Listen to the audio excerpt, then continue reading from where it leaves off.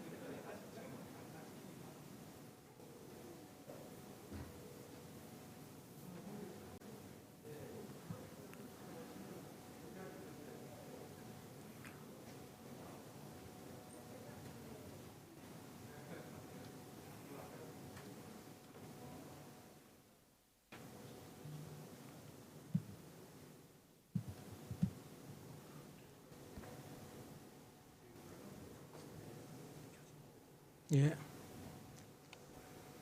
빨간불이 켜진 건 거죠.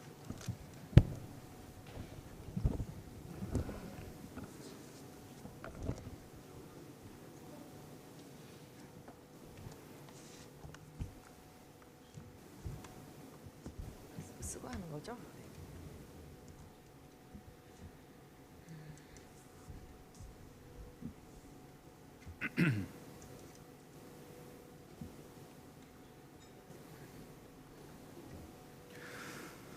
안녕하십니까? Good morning, good afternoon, and good evening, ladies and gentlemen, and welcome back to the second day of the 2020 KINU International Conference under the theme of Seeking a Peace Process on the Korean Peninsula after the U.S. presidential election. My name is Lee Jae-young, head of the research division at KINU. I would like to thank all of the distinguished speakers from both home and abroad who have taken time out of their busy schedule to be with us today. For the purposes of the proceeding, I'd like to ask you to switch your phones to vibrate or silent mode. And also, to prevent the spread of COVID-19, here at the hotel, I'm going to ask you all to please wear your face masks at all times. We are providing simultaneous interpretation services. If you do require these services, please make use of the receivers on the seats. Please set them to channel 1 for Korean and channel 2 for English.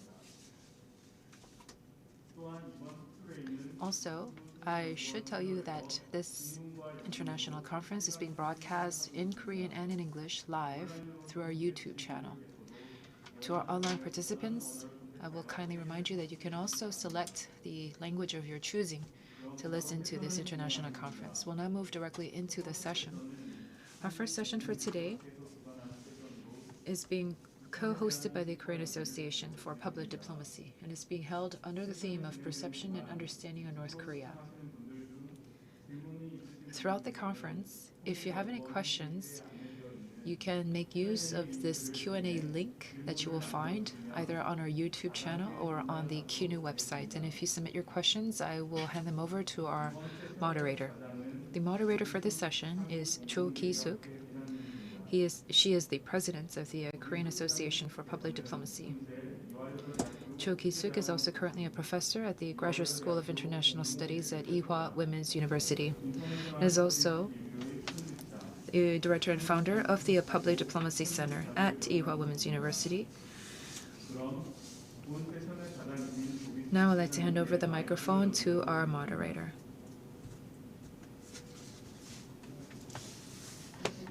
Hello. I have just been introduced. My name is Cho Ki-suk.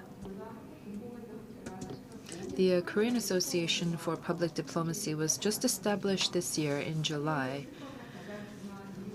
One of the most important reasons that led to the launch of the Korean Association for Public Diplomacy was that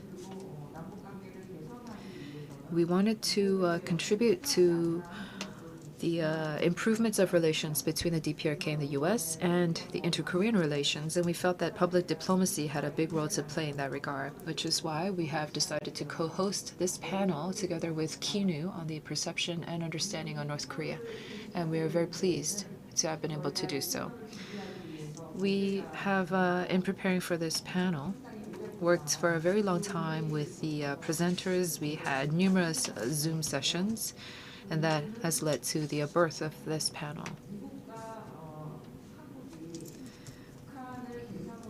The US and the ROK, when we engage with dialogue with North Korea, we felt that there is this big gap in our perceptions. And we felt that this gap in our perception, that perhaps there is a difference in a perceptibility, if you will. This perceptibility could change depending on how much of an influence the subject has on us. If the influence level is high, then maybe there's a better level of understanding. If the perceptibility is low, then the level of understanding is also correspondingly low. So because there is a low level of understanding on the DPRK, there is this gap in perception between the US and the ROK. We also believe that there is a perception gap within the ROK. So there are differences in perceptions within people in the ROK. So we felt that through our hard work, maybe we can bridge this gap between the ROK and the US and between different people and different factions within the ROK. And this could hopefully lead to better policies being crafted. All of our discussions are overseas. Yes, as well. 그러면 지금부터 So with that, we would like to begin our presentations.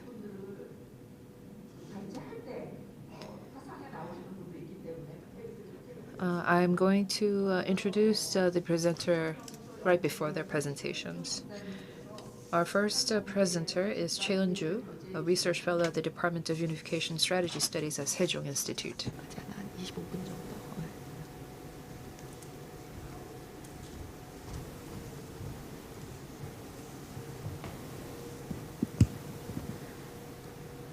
예, 안녕하세요. 이번 세션 Hello everyone. I will be talking about the North Korean economy. I'm Cheon-ju from Sejong Institute. Our moderator already gave us an introduction on the goal of this session, and as mentioned, I will be focusing on the North Korean economy. There is this perception that North Korea does not change and that it remains stagnant. However, if we look at the economy, of course, there are certain areas that are at a standstill. However, there are also certain changes that are witnessed, especially in the recent times. Therefore, based on that premise, I wanted to throw these three questions, and I would like to go one by one to understand which areas we should focus on going forward. So first is whether the North Korean government is willing to embrace change. Is it trying to cling to its socialist economic system, or are there any changes witnessed? Are there any changes witnessed in the North Korean economy? And the second is whether North Korea is actually undergoing economic reform and opening up. And the third question is, although we may be seeing changes right now, will North Korea return to the previous socialist economic system? Is what we're seeing right now, is this just a quick fix? And will it go back to its previous system once it overcomes this crisis? So let us also go into that, whether this has certain grounds or whether it's a groundless statement. So the first question is the North Korean regime, its willingness to embrace change. When we think about the North Korean economy, we understand that markets sprung up due to the difficult situation in the 90s, and there were changes in the economic patterns of the North Korean residents. However, many people would think that the government did not have any will to change. Especially, they were just forced to accept this bottom-up change. and that was noted as their response. But is this true? What I would like to say with regard to this first question is, of course, there were signs of such, but ever since the launch of the Kim Jong-un era, it was quite different. I can say at least that certain changes are pursued at the party level. And there are particularly two signs that I would like to mention. First is that there are changes to the national development strategy. And second is that this market that sprung up bottom up is responded by the government in a particular fashion. In other words, the government seems to utilize this market as a part of its economic system. So let me go into specifics on these on these 2 points. First, this was in 2018, early in January. North Korean officials and athletes came for the Pyeongchang Winter Olympics, and there was a lot of working level discussions. And in the following third plenary session of the 7th WPK Central Committee meeting, there were some changes that we saw. Chairman Kim Jong-un initially talked about its ideal for a parallel development of economy and nuclear weapons. And he proudly declared the victory in this pursuit of the parallel development and presented a new strategic goal for the party, which was commitment to the construction of a socialist economy. In other words, previously they were focused on military nuclear weapons. However, Kim Jong-un said that now they will be focusing on economic development. In other words, in 40 years, North Korea for the first time announced its will to switch from a military to a people's economy. As you can see here on this slide, Chairman Kim Jong-un said that all human, physical, and technological resources shall be mobilized for economic development. And another important point here has to do with resource allocation as well. As mentioned, there were shifting priorities where resources were to be allocated to not to the military but to the people's economy. 요거는 이제 This is Wonsan in North Korea.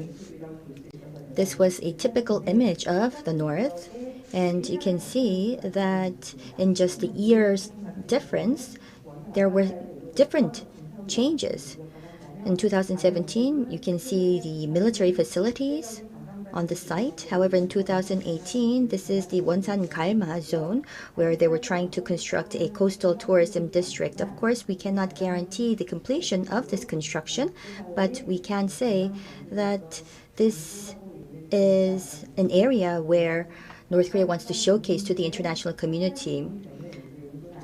This, of course, does not have a direct relationship to bringing bread to the table, but we can say that the tourism industry was something that the North Korean regime wanted to grow in order to facilitate the economy. Once again, this could be one example of its focus switching from military to the people's economy. Here, this is Chopyeongni, the military airfield. There is an area that I highlighted in this square box, and there was this military airfield, and in the process of field inspection, Chairman Kim said that they should make a large-scale greenhouse and tree nursery in this location to provide food and offer food security to the residents. And as a result, in 2019, this large-scale greenhouse and tree nursery was built, and starting from December, it started its operation according to North Korean media. We, of course, do not know where this military airfield was relocated to. However, at least we can say that the military facilities were now repurposed for these large-scale greenhouses and tree nurseries. Next is on the expansion of the roles of arms factories. We can note certain expressions from Chairman Kim's comments, and we cannot say for sure, but what we can assume is that some of the products from these arms factories in the past were only for military purposes, but recently the arms factories were once again repurposed to produce necessities or certain products for the economy and for the residents. The Mount Myohang Medical Device Factory, for instance, is a main focus of Chairman Kim. there were a lot of production that was delegated to this military, to the arms factories to produce medical devices. And this is a major tourist destination. And once again, as you can see on the slide, escalators and cable cars, for instance, were produced by the arms factories. And the arms factories, in turn, by doing that, fulfilled their mission. In 2020, there wasn't a lot of such comments, so we're not sure how they're doing with this. We're not sure whether this is still the mainstream or whether they are just one-time attempts. We will have to look into that, but what we can say for sure is that in 2018, 2019, there was the expansion of roles of these arms factories to facilitate the economy. Next is on the market. There are markets recognized by the government, and these markets can sell consumer goods. And the fact that the regime acknowledged these markets was something that was quite clear in the Kim Jong-un era. But what I want to show you here with these pictures was that the markets, some were created by the government and some were renovated for the government's purposes. So for Nampo and Cheongjin, these are major cities in North Korea, and in these two regions, you can see that there are new markets or markets redeveloped for the residents. It's very difficult to point the particular location in this picture, but it was about filling the land here to create a market. And here there was a market originally, but they put rooftops and they had these blue roofs, rooftops which was part of redeveloping this market so that they can facilitate market activities there. Another interesting point is that of course, they are focused on these offline markets or these physical markets, but we've been seeing attempts to facilitate the online marketplace.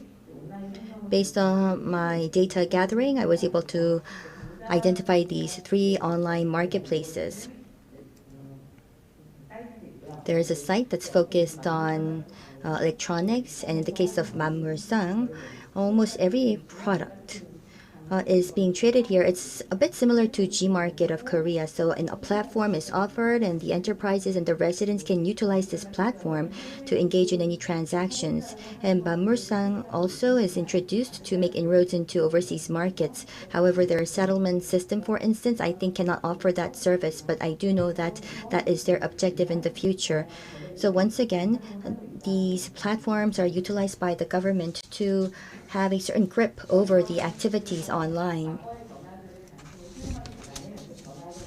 What we can assume from this is that they're not just forced to accept these changes. We can see that the government has in policy to pursue these changes overall. So the second question now I would like to talk about is on the direction of these changes. What are these changes all about, and what's the objective and purpose of these changes? This is noted as economic reform and opening up, and there are a lot of questions surrounding the economic reform and opening up, and we of course will have to think about the true definition of these 2 points. But what I would like to emphasize here is that up till now, North Korea was very much focused on its planned economy, but we do see attempts to make a fundamental change to its system. And that's why I wanted to use this term economic reform and opening up. Internally, we are seeing decentralization in the north, and decentralization is not just a division of roles. We can see that there are a delegation of managerial authority to local entities, and there's a lot of flexibility provided to these local players. And the second point I would like to mention, which is something on the external point of front. In the past, trade was focused on acquiring foreign currency. However, we see that they are focused on external relations. In other words, under this international economy, they're trying to find ways to make access into these markets and to create these external relations. It's very difficult to go into specifics here, but we have decentralizations, marketization, and external relations. So with the Kim Jong-un era, we've been seeing these three trends emerging. And let me now go into some further specifics. The reason why I provided this slide was because if you see in the middle from 2012 to 2019, this was the progress made in the North. We can say that changes are not just quick fixes. I think that this can be translated as a fundamental, systematic change of the regime, changes that were prepared in advance and now being implemented.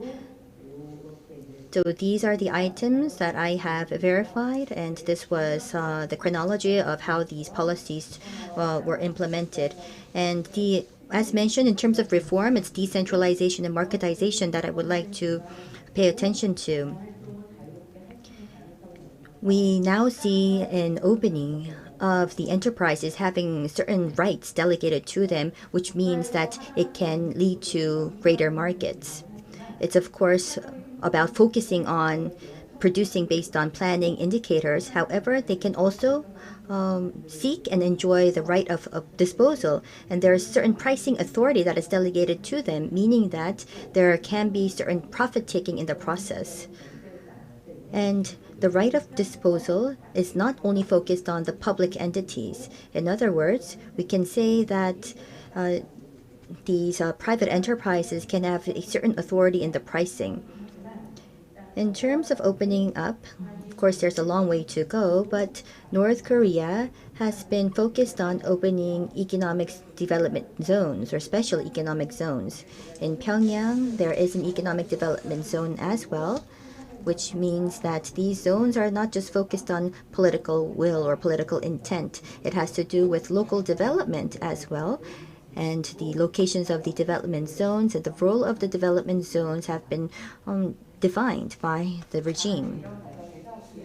In the process, reform and its reform measures cannot represent all changes of the North. But what we can say is since 2017, with strengthened sanctions by China, there was economic hardship across North Korea. However, I believe that these measures have enabled the North to find a way to survive. And in the case of opening up, they do have these policies in place, but we haven't been able to verify whether they are being utilized in earnest. And these changes, many people cite these days. And we have the major agents of production. There are these policies that impact them, but there's been changes to the way the economy is managed. In other words, the changes in the banking system. We now see commercial banks emerging, which is something that we see in our modern society. In the past, the central bank was in charge of everything. It also included the role of commercial banks, but now we're seeing a dual banking system emerge where there is a division of roles between the central bank and the commercial bank. And we've also been seeing the adoption of the commercial bank law to find a way to supervise these commercial banks. We do see an indication in the documents of the North, but we're not exactly sure how effective this system is right now. So we'll have to wait and see to see how well established this dual banking system will be in the North. So if we may bring this all together, I can say that there are changes both internally and externally. And the policies, I will not go into specifics, but the point that I would like to mention here is that the internal changes are particularly focused on innovation and competition, if I may summarize in just 2 words. These policies are pursuing the introduction of competition, and it's trying to have the players be motivated to innovate. And it's not just about having to compete for the sake of competition. It's about providing and setting the right tone and guaranteeing the fruit and the benefits from from competition. And I can see that especially in the light industries, in the consumer goods industries, we're seeing this having an impact. In the Kim Jong-un era, In the past, while everything was imported by China, we can see a localization of production. And localization, in other words, having producing in-house, is noted as a way to lead to self-sufficiency. And I think that this is the basis of enabling the survival of the North right now. In terms of the external situation, this is only part of the story, but in 2019, we've been seeing the tourism industry, and that helped them earn dollars.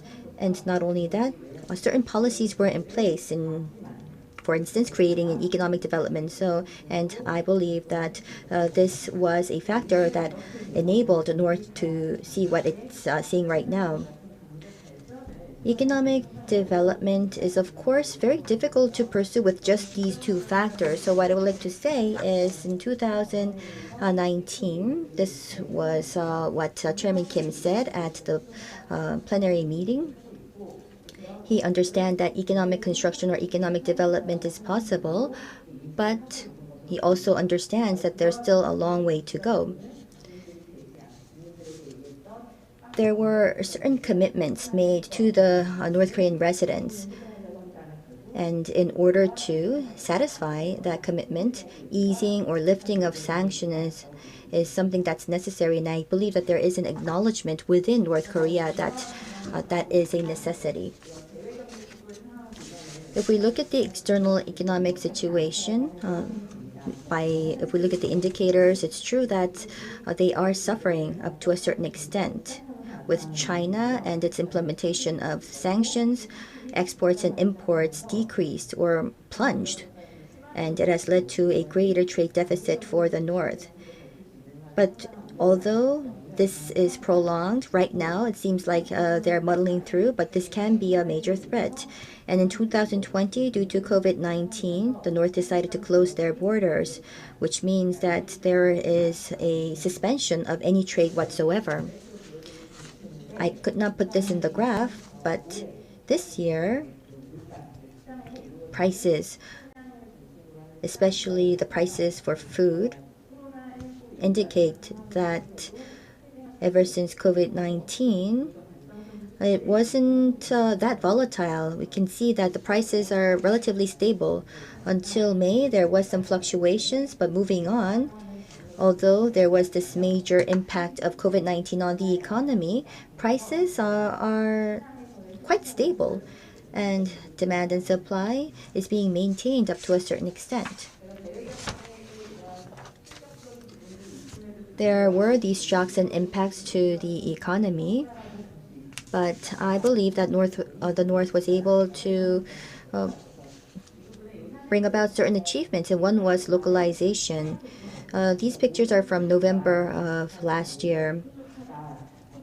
You may think that the cities are abundant in products, but of course that's not the case. But at least in the major cities where foreigners have access to, we do see a lot of North Korean products filling the shelves, and it's being actively traded. This was something that we have witnessed in the major cities. And what you see here is on the facilitation of competition. What we mean by fair competition here, the products that are being sold by the companies, they're not different. They may be in the same category, meaning that there's competition amongst the enterprises. We have here two cosmetic companies. And if you look at here, this slide, this was a very successful case of quality competition. They were competing to provide better quality products for the residents with better functions. And they cite this as an example of a successful story of fair competition. And they're trying to expand this to other industries. And here, this is from UNICEF in 2017. There were certain improvements made in North Korea, but of course there were also challenges prevalent. We've been seeing improvement in infant nutritional status, but if you look at the blue, this is on malnutrition or chronic malnutrition. This impacts the everyday life of the residents, and compared to the 90s, this has dropped. And compared to the economic status of the North, many people say that this is quite satisfactory. So according to UNICEF, the North did make some improvements on the nutritional front. However, here we see a change to the customer segment.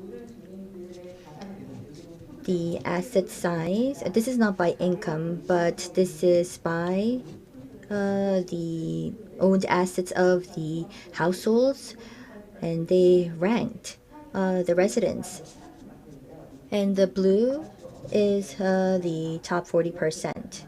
And the top 40% can be seen across the regions, and you can see the divide amongst the regions. For Pyongyang, 80% of the Pyongyang residents are in the top 40%. And for Yangang, for instance, even within the north, we can see that the underprivileged are concentrated in that region.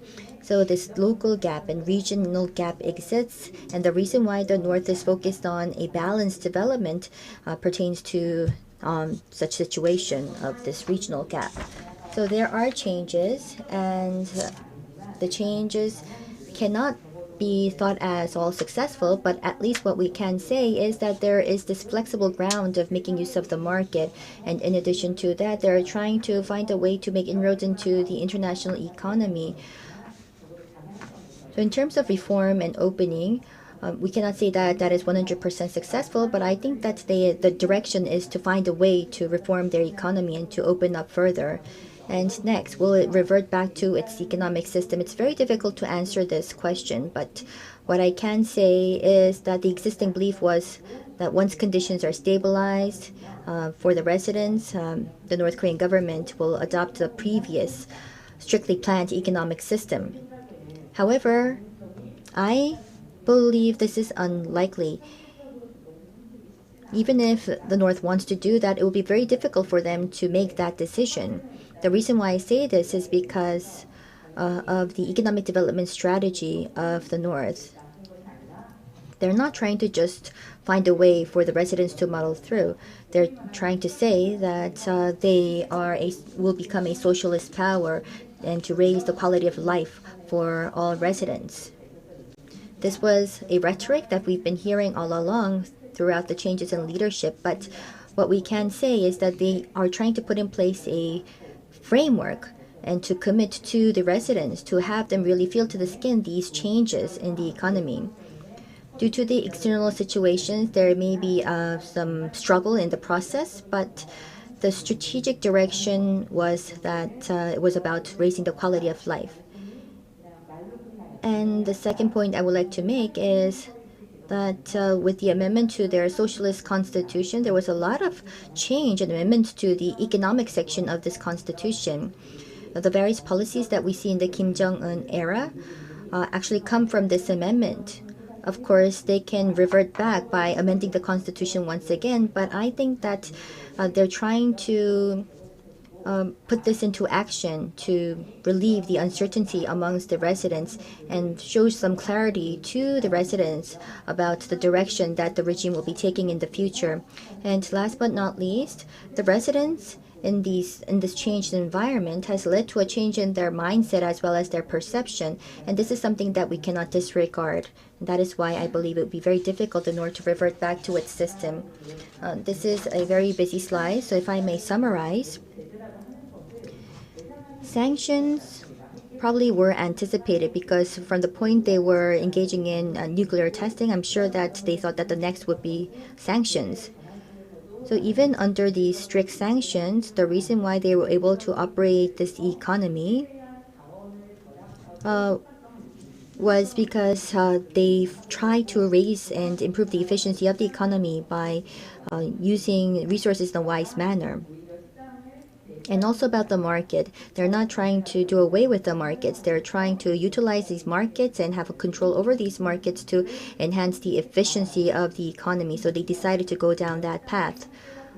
Of course, if the market expands, we don't know up to what extent they're going to tolerate and how they will manage the markets. We'll have to wait and see. But what's important here is that North Korea was successful up to a certain extent on localization, but if they want to continue on with this success, it means that they need exchange with the external economy.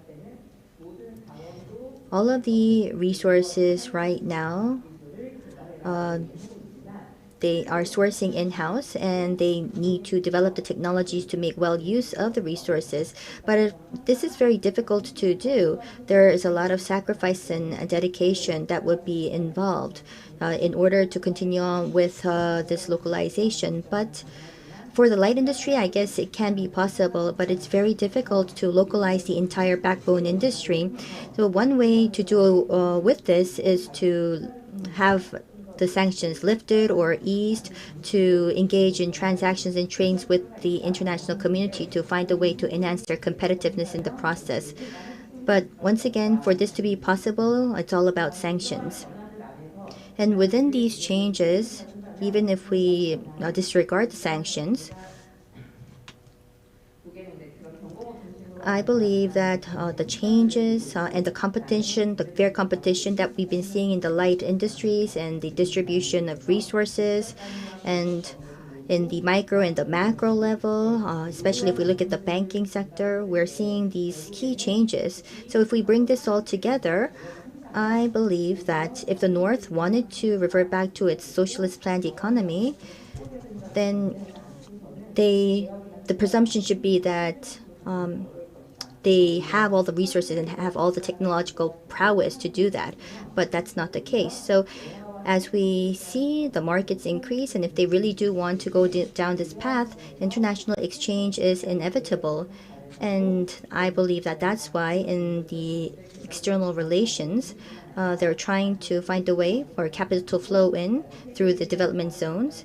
And they want to gain competitiveness and try to find a way to compete with other nations. And this is not just about simple trade, it's about finding a way to tap into the capital markets. So I believe that their economic development will have to find a way to open up. Right now, the North is managing the markets. And the reason why they're managing the markets is to have the residents and the enterprises adapt to market principle. But yes, Dr. Choi, would you please wrap up? Of course, we'll need a lot of time to have the residents and the enterprises adapt fully, but I believe that these changes are should be noted.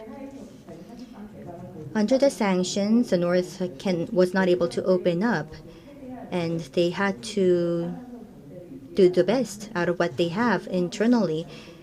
And with such self-sufficiency principle, under such a circumstance, may lead to social turmoil.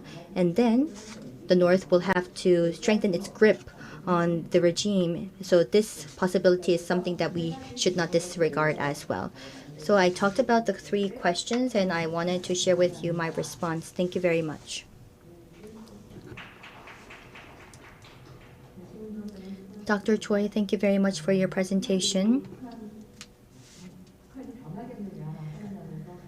So is the North willing to change? We can see from your presentation that at least for the North, and economically speaking, there was this willingness to change, and it would be very difficult to revert back. And next is on the perception and perceptibility on North Korean politics. Professor An Kyung-mo of Korean National Defense University is connected online, and he will be giving his presentation, and I would like to give you 20 minutes. 네, 제가 지금 타이머를 맞췄. I have a timer in front of me, so I can keep to the time limit. I'll do my best. Hello, my name is An Kyung-mo. It is a pleasure to meet you. I'm at the Korea National Defense University, and I would like to especially say hi to Mr. Scott Snyder, who is going to be a discussant for me.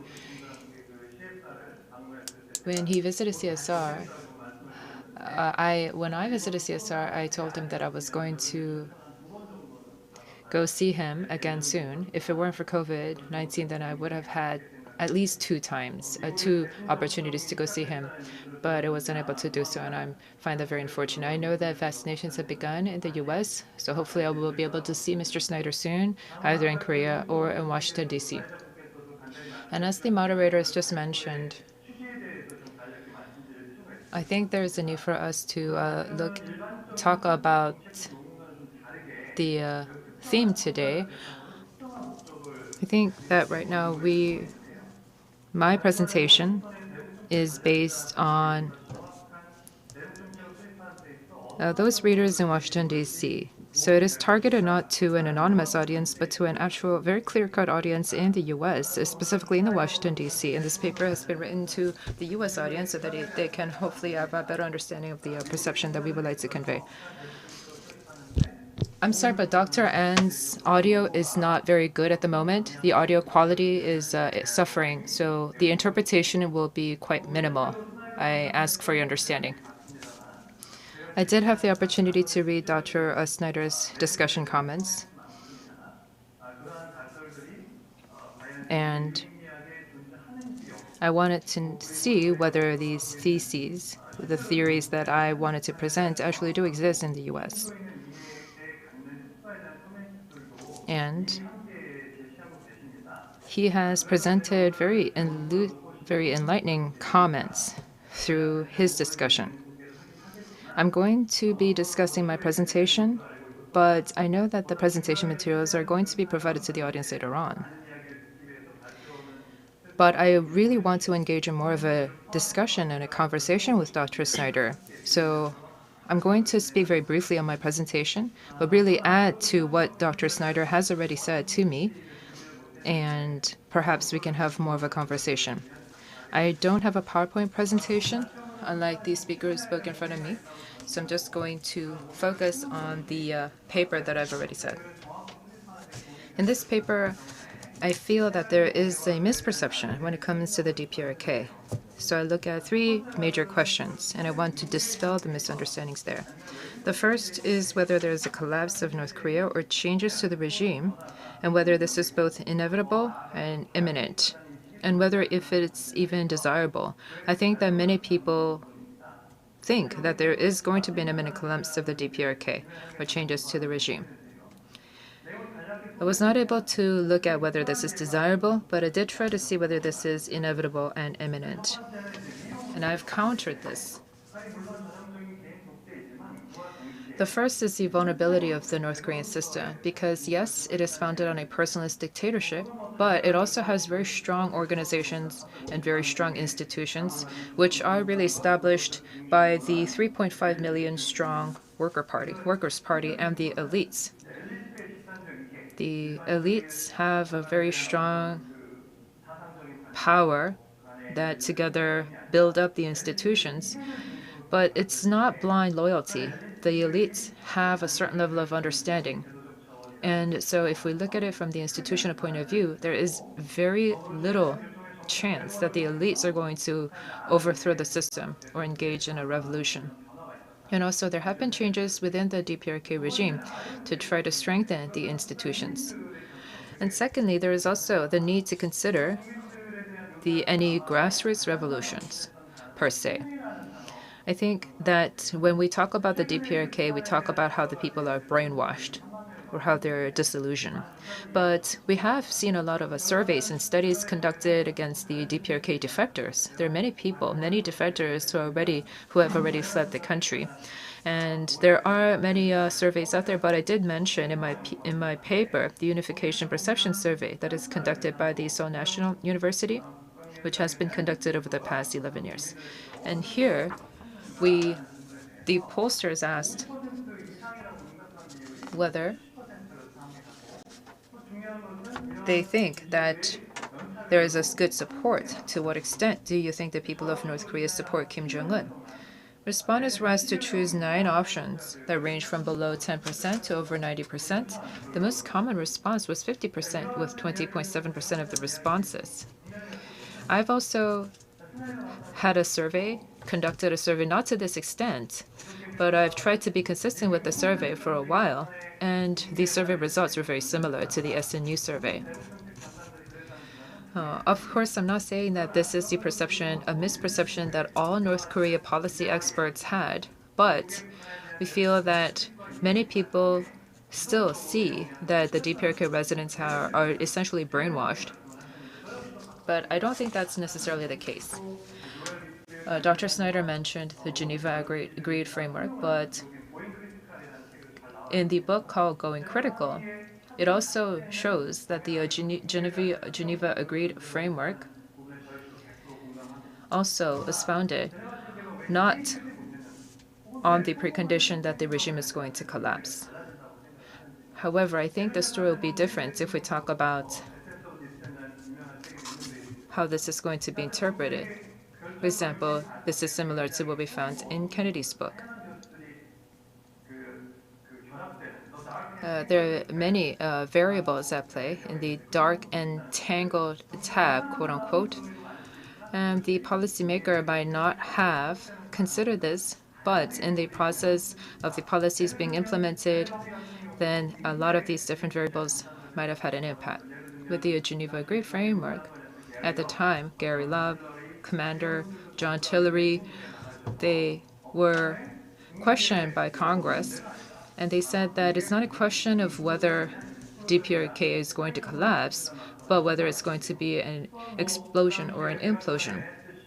And the NRC, Henry Ross, also said in an interview that the U.S.'s North Korea policy is founded on imminent incoming collapse. Al Gore in 1997, when he visited Korea, also said something similar, that the DPRK is going to collapse pretty soon, that it is really only a question of when. So I think that this is also true of strategic patience. With strategic patience, it's not just about doing nothing, but there are all these economic sanctions and placing isolationism on the DPRK. And the U.S. felt that the DPRK would not be able to withstand this and would have to face collapse. So even with strategic patience, the thinking was that with continued strategic patience and with continued pressure on the DPRK, that they are going to face collapse. So again, I'm not saying that there was one singular policy that led to the failure or the collapse of the DPRK, but it feels that that kind of thinking was instrumental and influential in policymaking for the DPRK. And I think that this was also true under the Trump administration. Now, you said that there were negotiations on the precondition of prosperity for the DPRK, but maybe Trump thought about that. But what about John Bolton? Do you think John Bolton really wanted to see prosperity in the DPRK? The second question that I pose in my paper is that the spread of markets and worsening corruption is weakening the system. And this is somewhat tied into the first question. We talk about the structural vulnerability of the DPRK.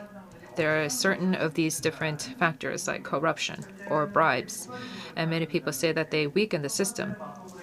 And you've mentioned, and this is also something that Dr. Choi mentioned in her presentation, that the marketization is definitely a force that we have been able to visibly see, and this has various policy implications.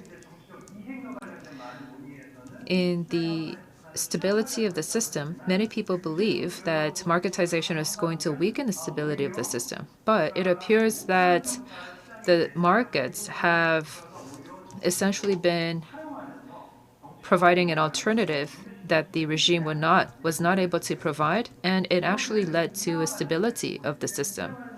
And the second is the issue of corruption. And I think the issue of corruption warrants more of a discussion. Dr. Snyder said that corruption could even strengthen, reinforce the system, and you agreed with my estimation. But you also said that the U.S. did not encourage or foster any sort of corruption. I also am not intending to say that at all. I don't think that the U.S. is trying to foster corruption within the DPRK. But I was just trying to say that the issue of corruption has several political and policy implications. Because with corruption, if we compare this against many different political theories that have already been presented, is that corruption has a sort of very specific effect. That yes, it could lead to a weakening of the existing system, but it can also go the other way. based on some of my interviews with former DPRK residents, is that the issue of bribes, the system of bribes has established itself in the DPRK. It's not used as a way in typically as you would see in a corrupt system, but it's sort of it's seen as a transaction cost. It's sort of seen as a cost of doing business, if you will. Though I wonder what Dr. Snyder would think about this, how bribes are actually part of the system, and whether the other policymakers and experts in the U.S. also have this shared understanding, and if so, whether this was influential in the crafting of any DPRK policy, essentially how they see bribes and corruption. Lastly, I want to talk about leadership. I mentioned in my paper that Kim Jong-un's leadership is different from his father, and I also talked about the production of leadership and the consumption of leadership. Well, I wanted to first of all talk about how the regime crafted the leadership or the image of Kim Jong-un, because his father was seen as a very scary leader, but Kim Jong-un has sort of tried to model himself after his grandfather, and I think that many people already have that awareness. But what does this have in terms of policy implications? Because we've seen Kim Jong-un as an apologetic leader, a retrospective leader, a tearful and sympathetic leader, a leader willing to explain and persuade, and a leader that admonishes his officials. These are images that he has tried to purport before his people. This is completely different from his father, who really defined revolution and security. I think that his image is more founded on development and welfare under the motto of achieving a civilized socialist country. So it's an image that goes together with that motto, with that thinking that he wants to spread. And also, if this is true, this means we have to also look at how this is being perceived by the DPRK residents. How is this consumed by the DPRK residents? And I think that this is also really closely linked to the actual changes that we see in reality. If we look at recent surveys and studies conducted on DPRK residents, we've seen that there is a very important transition points or an inflection points, if you will, within the DPRK. One of them is the changes that occurred around 2010. Of the many different changes that Dr. Choi mentioned, I think that around 2010, these changes really became more accelerated. And that is why this is where DPRK crossed over into an inflection point. These new changes, especially in strategy in the DPRK, are not something that occur right now or last year, but they have been planned since 2010, right before Kim Jong-un was about to get into power, and this is being clearly recognized by the people of the DPRK. When we interview defectors about Kim Jong-un's leadership style, it appears that they are very supportive. Many of them are widely supportive of Kim Jong-un and his leadership style. Dr. Snyder also said that, yes, this is also an issue of leadership, but from a bigger, broader framework, the regime and the system of the DPRK, can that really be completely explained by leadership? Are there institutional frameworks that sustain this? And I 100% agree with that. And I think that is true of all political systems, not just with the DPRK system, because we cannot explain away all the changes in the regime just by leadership and leadership style. But I just wanted to mention this issue of leadership because I think this is true of any political system. I mean, even with the U.S. system, nobody thinks that the U.S. under Trump and the U.S. under Biden are going to be the same. So I thought that the leadership style of the DPRK leader would be a significant factor to try to help us better understand the DPRK. So we would know that the U.S., Korea, and the DPRK in trying to create and shape a new Korean Peninsula, that we have to consider this variable as well, because it is definitely something that would influence the developments. I thought that providing this information might be helpful to the U.S. policy experts in Washington. Do you think that this would be helpful, or maybe you think that it's not helpful? That is the question that I in turn, would like to ask Dr. Snyder. So if I were to sum up this whole project, I want to really ask Dr. Snyder on what his how he sees my paper. And in fact, in his paper, in his discussion paper, he really pointed out something very important at the end of his paper, which is that we need a clear understanding, not a misperception or a misunderstanding of the DPRK, but a clear understanding of the DPRK could actually be an obstacle for us. And yes, I really think that that is something we have to think about.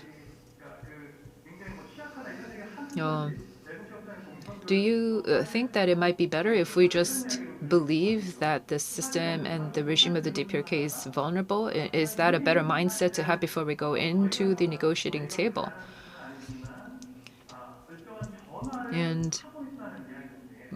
But it is definitely clear that there are changes in the DPRK right now, as there were changes under Mao's China and Deng Xiaoping's China. So would this allow the DPRK to try to change into a status quo state? I was not able to add this in my paper, but do you think that this kind of information and understanding would be helpful to policymakers in the U.S.? And this is actually something that I would like to hear from Dr. Snyder. And with that, I conclude my remarks. 네, 안경모 교수님 아주 효율. Thank you very much for that succinct presentation. He provided us with answers to 3 questions. And you actually read the discussion paper of Dr. Snyder's ahead of time, and you've responded to that discussion, and in fact asked more questions of Dr. Snyder. So I think that the work has been cut out for Dr. Snyder.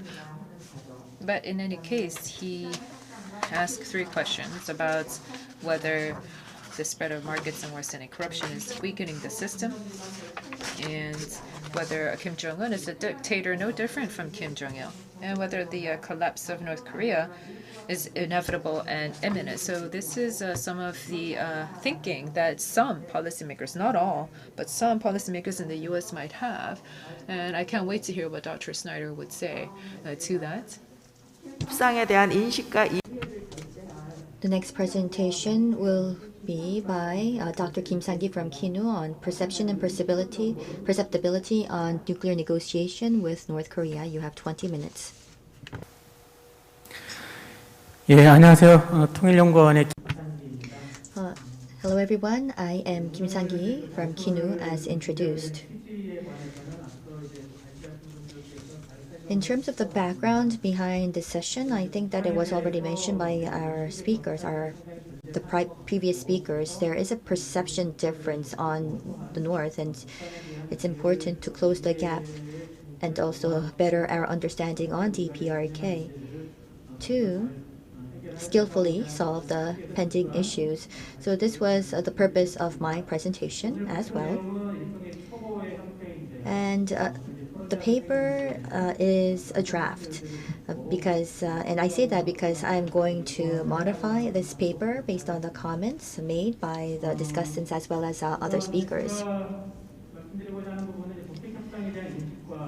I want to particularly focus on the perceptions on U.S.-North Korea negotiations. As you're very well aware, in 1993, there was the first crisis in the negotiations, and it's been 27 years, and it still remains standing unresolved for the past 27 years.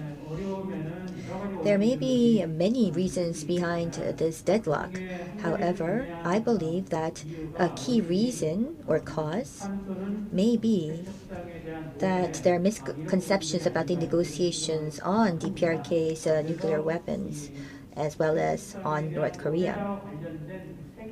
So, I also provided 3 questions on the misconception on the North, and let me now go on to these individual questions. The first question is, will North Korea concede to sanctions? And second is, does North Korea consider the withdrawal of U.S. troops in South Korea a precondition for the peace system? And the third question is, do negotiations with North Korea really buy the regime more time? So let me talk about these questions one by one.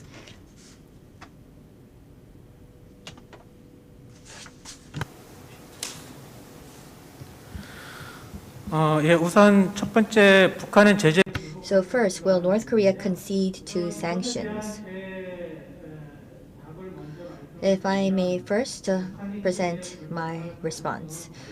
I think it's unlikely for North Korea to concede to sanctions, and there are multiple reasons I say this. First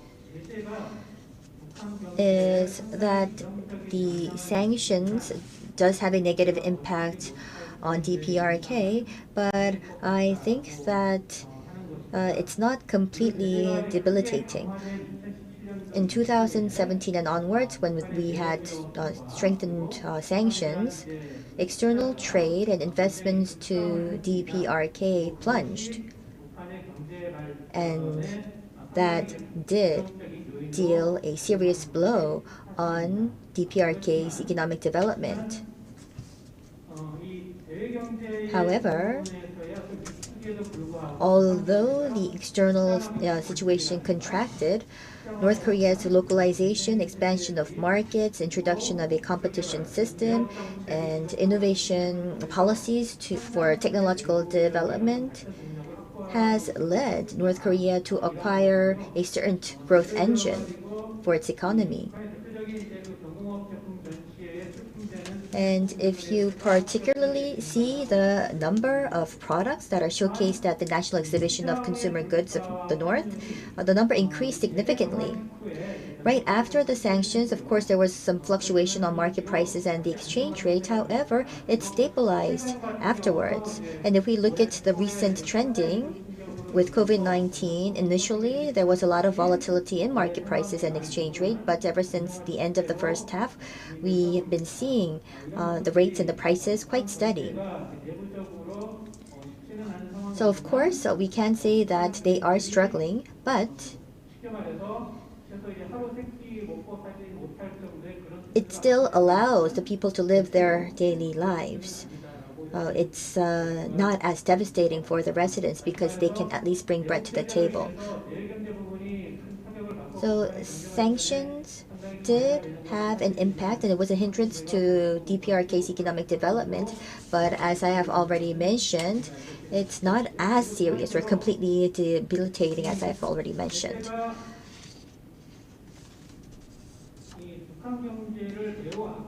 And the second point I would like to make with regard to this first question is that sanctions may deal a blow, but sanctions are unlikely to achieve the political outcome of making North Korea concede and denuclearize first, even if it succeeds in significantly weakening the economy. The point I would like to make here is that the sanctions did not result in the people of North Korea expressing their displeasure with or revolting against the regime or Kim Jong-un. The reason why I say this is because according to a survey of North Korean defectors, we saw that the support for Kim Jong-un was sustained or increased even during the period in which sanctions were strengthened. In other words, sanctions may lead to a negative impact on DPRK's economy. However, it does not lead to any displeasure or any revolt against the regime or Kim Jong-un. But this is something that we do have to acknowledge. And the third point I would like to make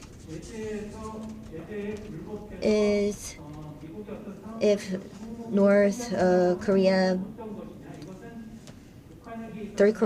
Korea believes that not only its ability to develop economically, but also its state survival will be jeopardized if it concedes to sanctions and abandon its nuclear weapons first. In 2003, there was the U.S. invasion of Iraq and America's military intervention in Libya in 2011, and the consequent removal from power of Saddam Hussein and Gaddafi. And these were all important episodes for North Korea to learn from. So the typical pressure and the denuclearization first type of strategy is recognized by the North as jeopardizing its state survival. That is why I believe it's quite unlikely to see the North concede to the sanctions. In the mid to late 1990s, during the R-Twist March, more than 500,000 people died of starvation. And I do want to mention this point, where even under such a situation, the regime resisted and survived, and I think this is noteworthy. So there exists an overconfidence in the effectiveness of sanctions, and I believe that this misconception or this lack of understanding has made it very difficult for the negotiations with the North to progress. And moving on to the second question, does North Korea consider the withdrawal of U.S. troops in South Korea a precondition for the peace system? There is this conventional belief that this is the case, but I think that this is a misperception. As a condition of a peace system, North Korea in the past did condition this on the withdrawal of the USFK, but it was during the Cold War years. North Korea has claimed that signing of the peace treaty was conditioned on the withdrawal of USFK, and they were quite consistent on this, and that was the key point of contention in the past. However, from 1990s and onwards, North Korea changed its position.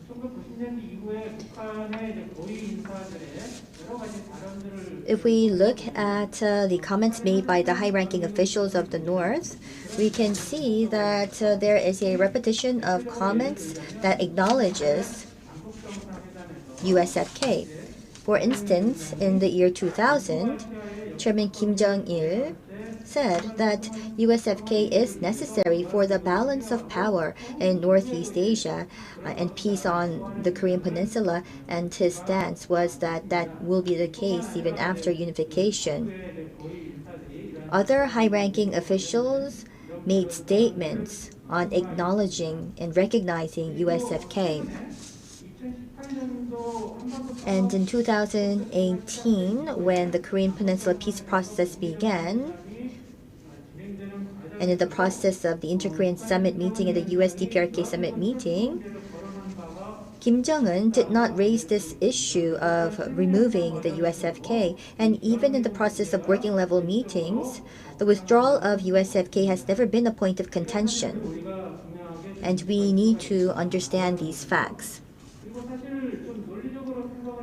And logically speaking, the presence of American troops stationed in South Korea may not be a fundamental problem from North Korea's perspective, because for the North, the fundamental problems are not about the withdrawal of these troops, but it's whether America's hostile policies towards North Korea are withdrawn and whether US-DPRK relations are normalized, rather than whether there are American troops stationed in South Korea or not. And therefore, the perception that North Korea considers the withdrawal of US troops from South Korea a precondition for the Korean Peninsula peace system is clearly inaccurate. It is a misconception that is based on North Korea's past claims that it made during the Cold War, and it appears to have been sustained by failing to incorporate changes to North Korea. And moving on to the third question, do negotiations with North Korea merely buy the regime more time? I believe that this perception is quite prevalent.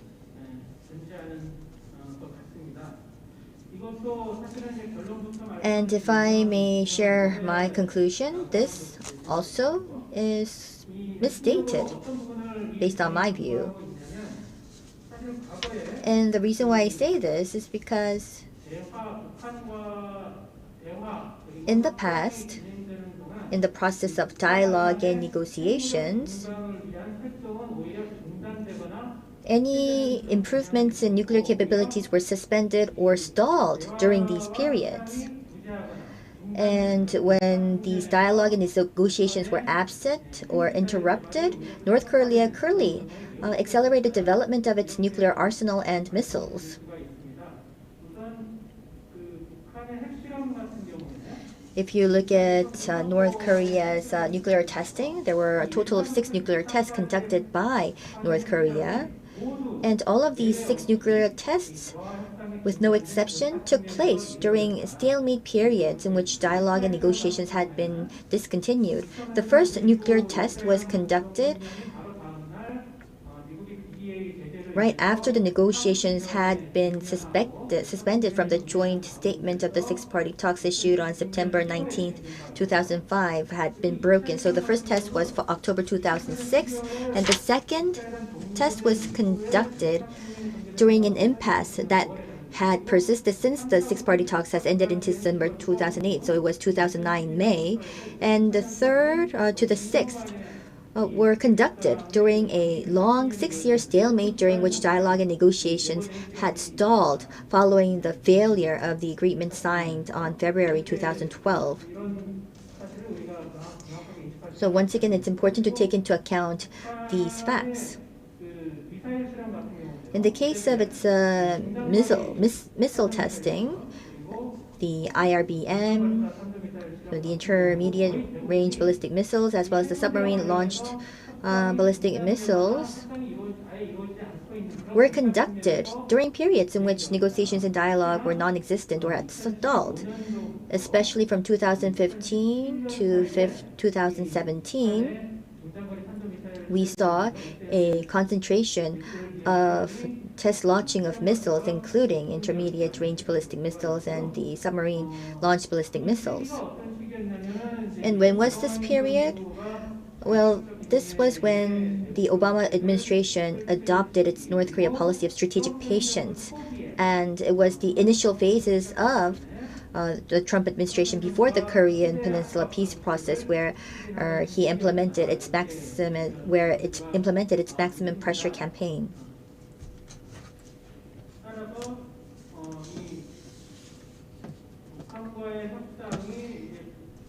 Therefore, I would like to say that this question of whether the negotiations only buys time for the regime is a misconception. And this may lead to hindering the negotiations or maybe even disregarding the situation. And not only that, I believe that it can be a cause that would enable the North to accelerate its testing and launching of missiles. With that, let me conclude. Thank you very much.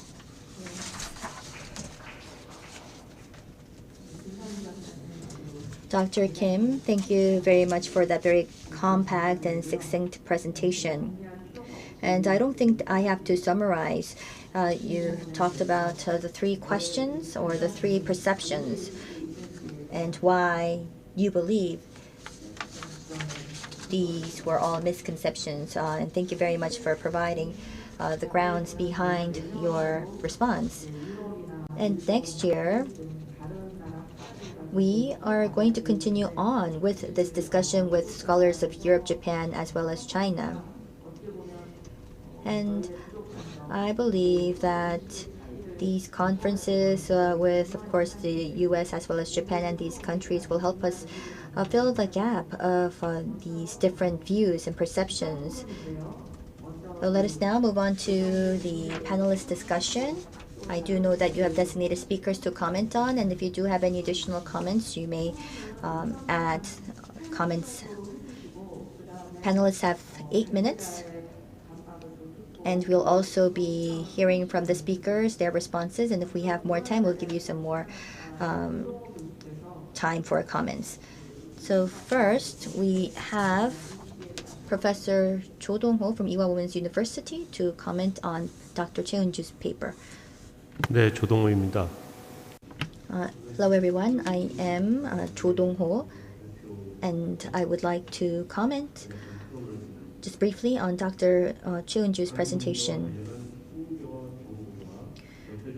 Both an accurate perception and an objective understanding of North Korea's economy is impossible due to the absolute lack of statistics and information on the North Korean economy. In some regards, this may also be the case not only for outside observers' economy, but also those inside the country. This is because it is extremely difficult for ordinary individuals to obtain statistics and information about the economy, as they are confidential in socialist countries, and also because these statistics and information would not be credible even if they were acquired.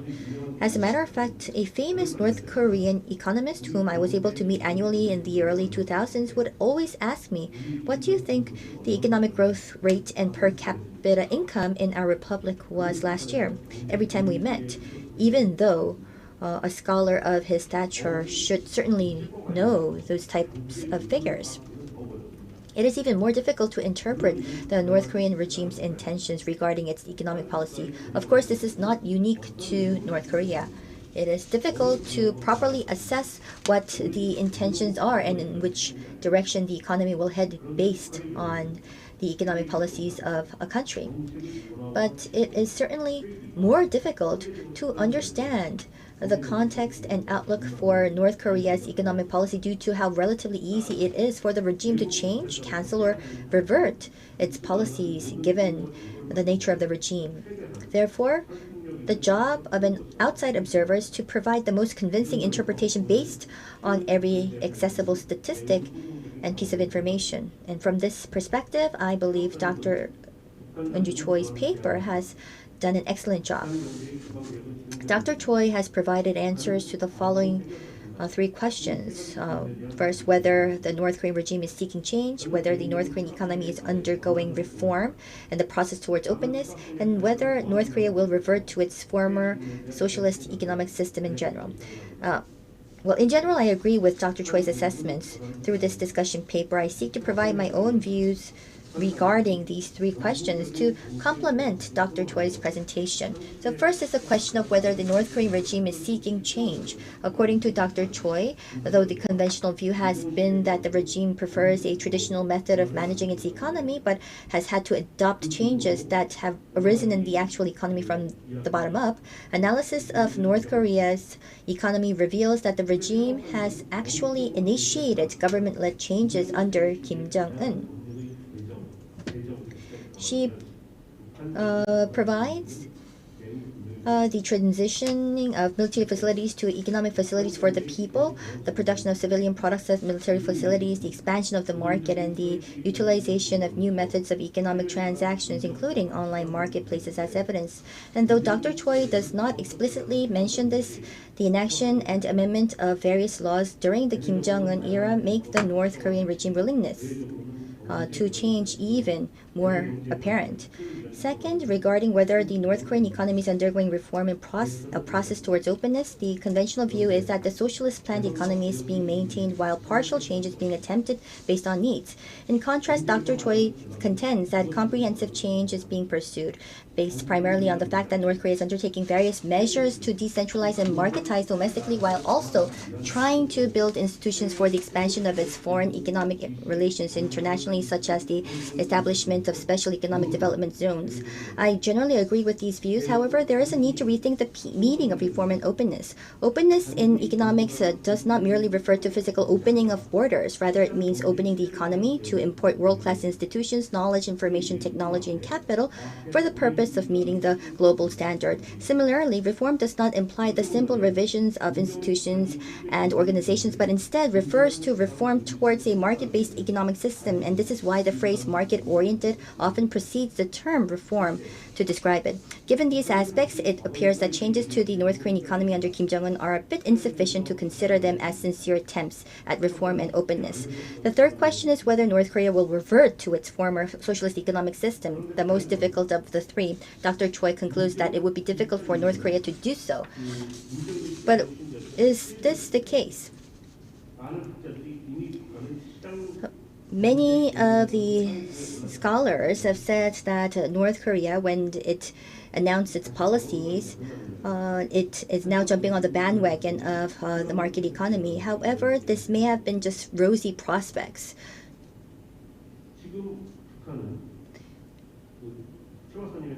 According to Dr. Choi,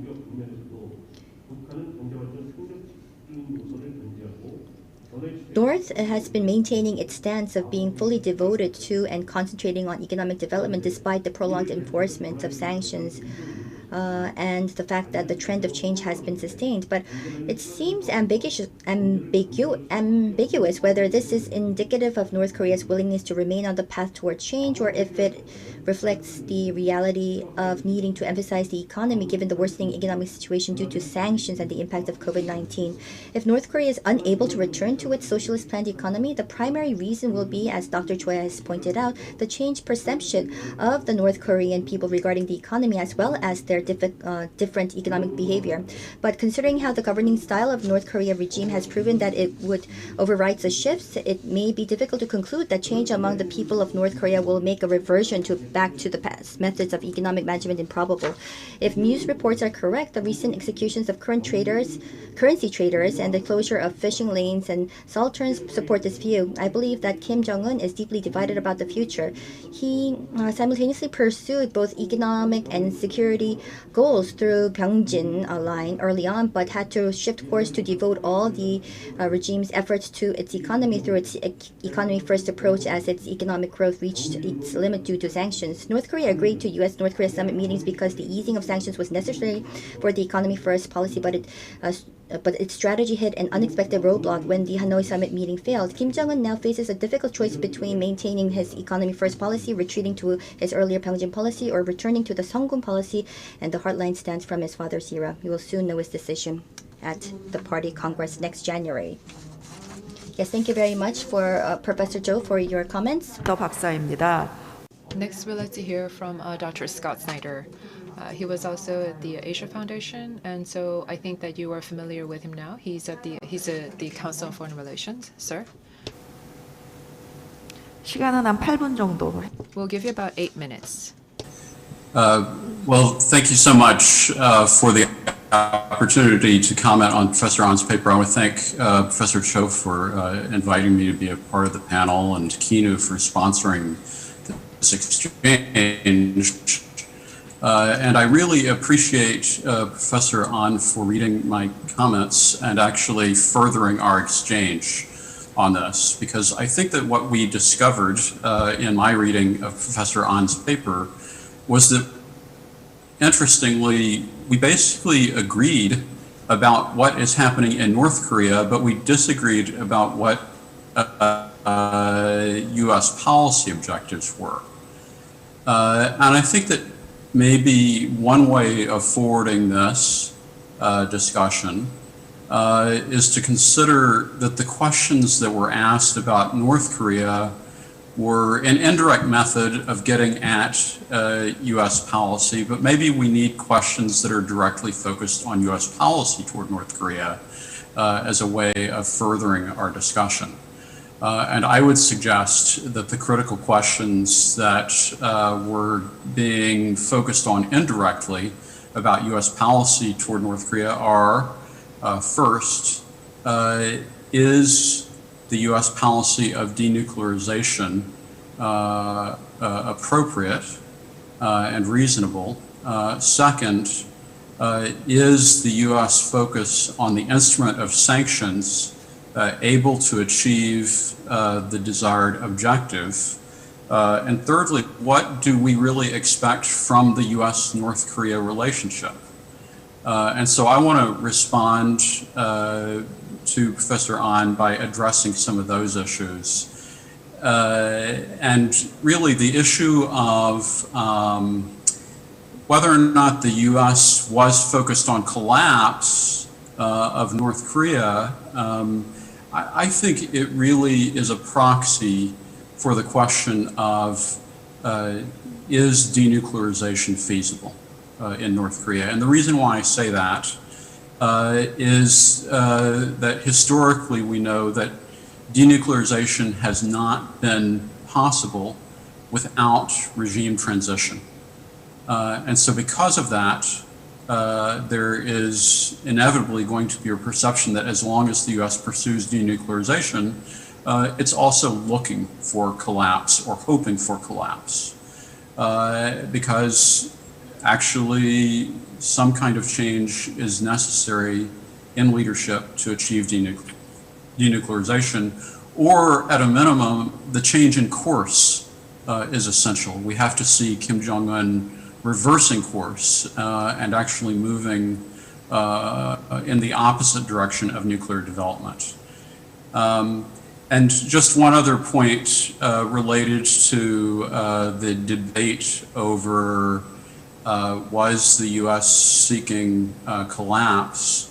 I would argue that strategic patience was not premised on the idea that the U.S. was expecting collapse. It was actually premised on the idea that there is no feasible policy that would generate a political reward for President Obama.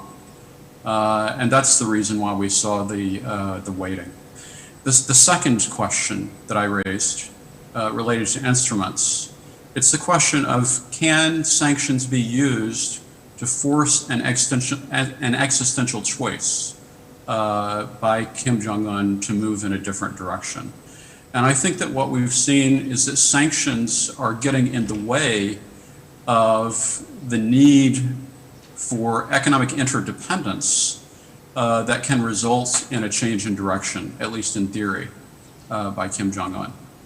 And so instead, what we see is that North Korea has what I would call a parasitic relationship with the global economy rather than an accountable relationship with the global economy. And when I say parasitic, what I mean is that the North Koreans have taken what they want and need from the global economy, but they haven't yet been integrated. And there's a lot more discussion, I think, that we could have on that particular point.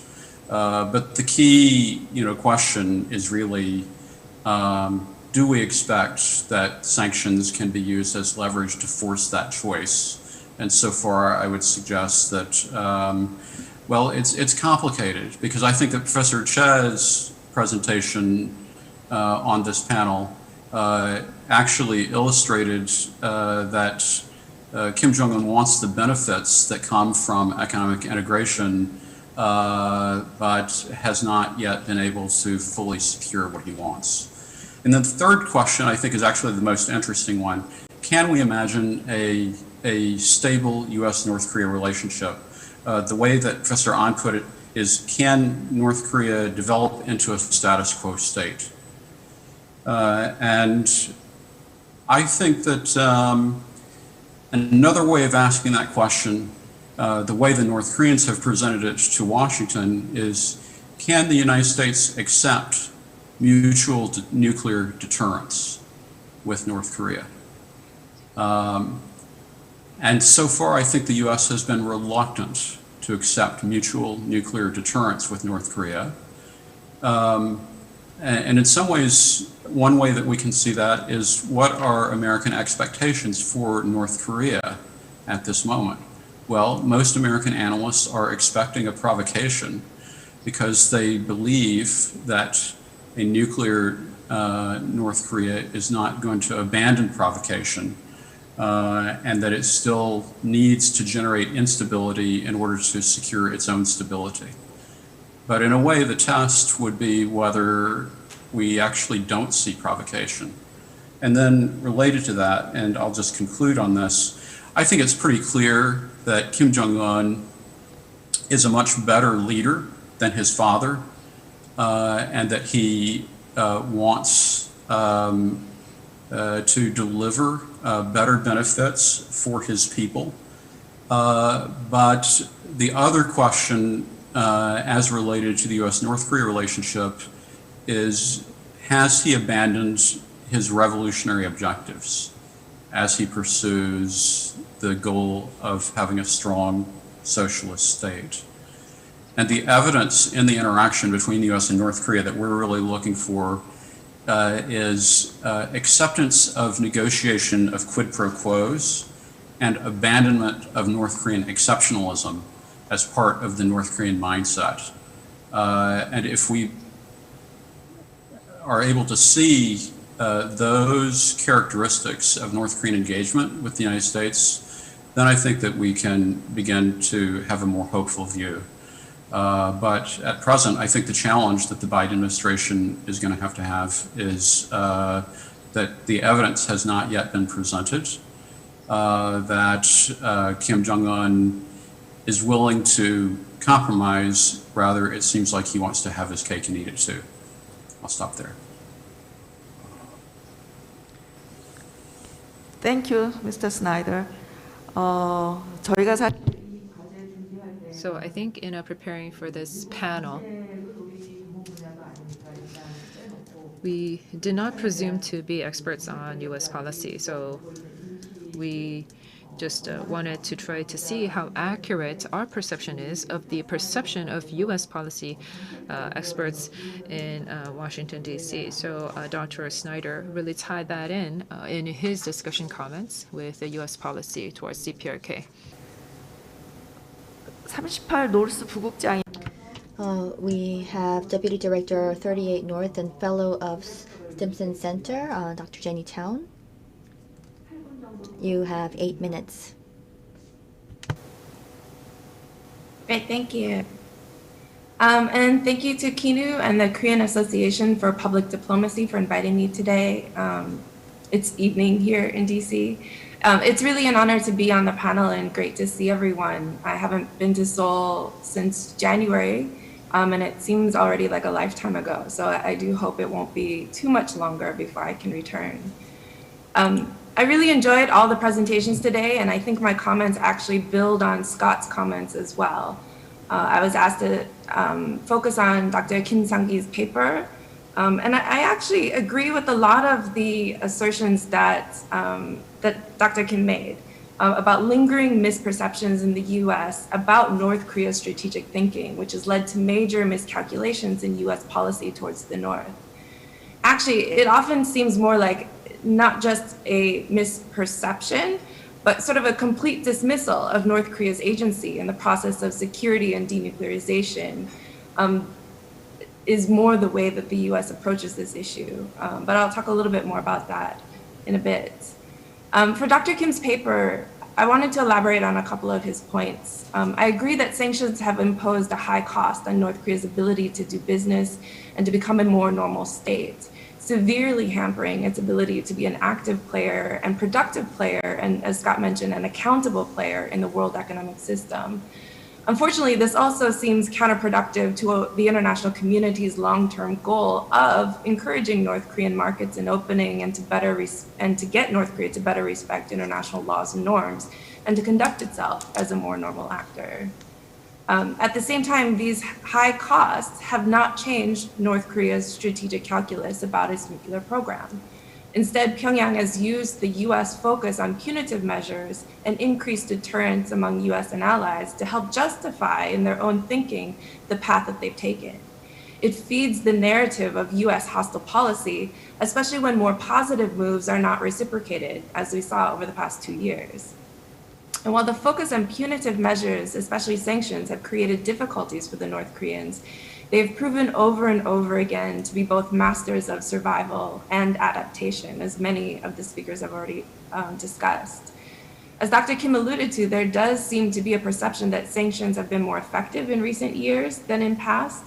In 2017, for instance, the Chinese were more committed to sanctions implementation to unprecedented levels. But the consensus about what to do about North Korea when Pyongyang is not being aggressive or provocative doesn't exist. And China in recent years has advocated for a policy that provides incentives and pulls North Korea into opportunities to make different choices. very different than how the US has really been approaching the situation.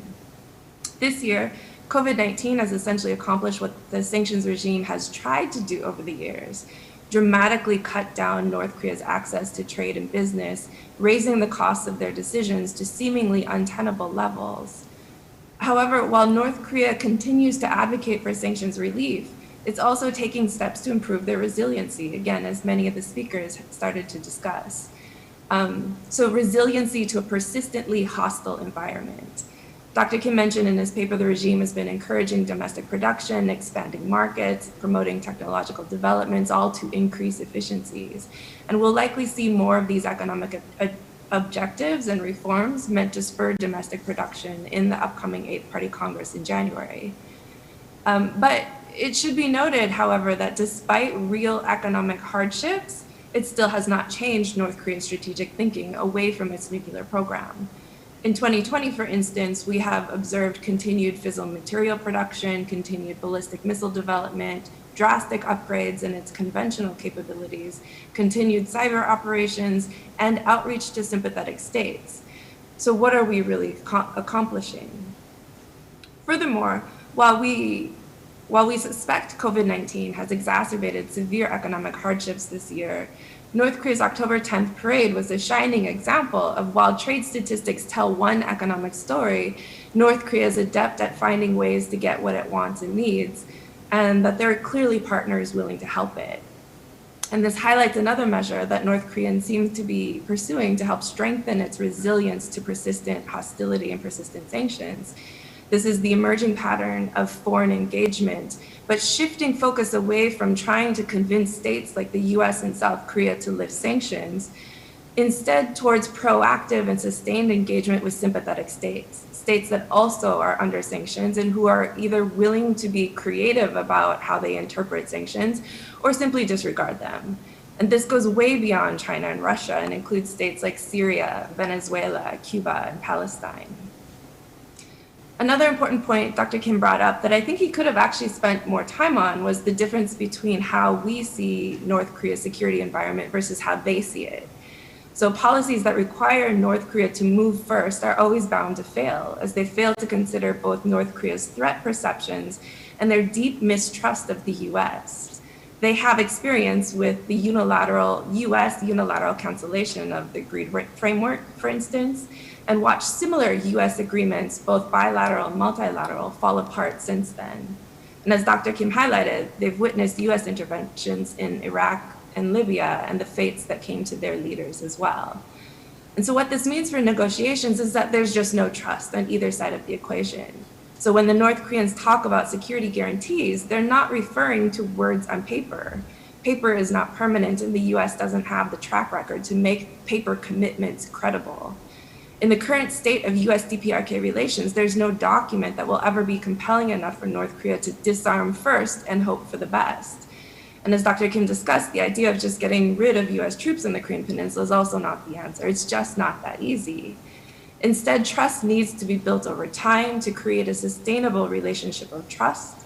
And the North has shown a willingness to take steps towards denuclearization as part of that trust-building process, but expecting more than that is really miscalculated and fails to take North Korea seriously as a state with its own interests.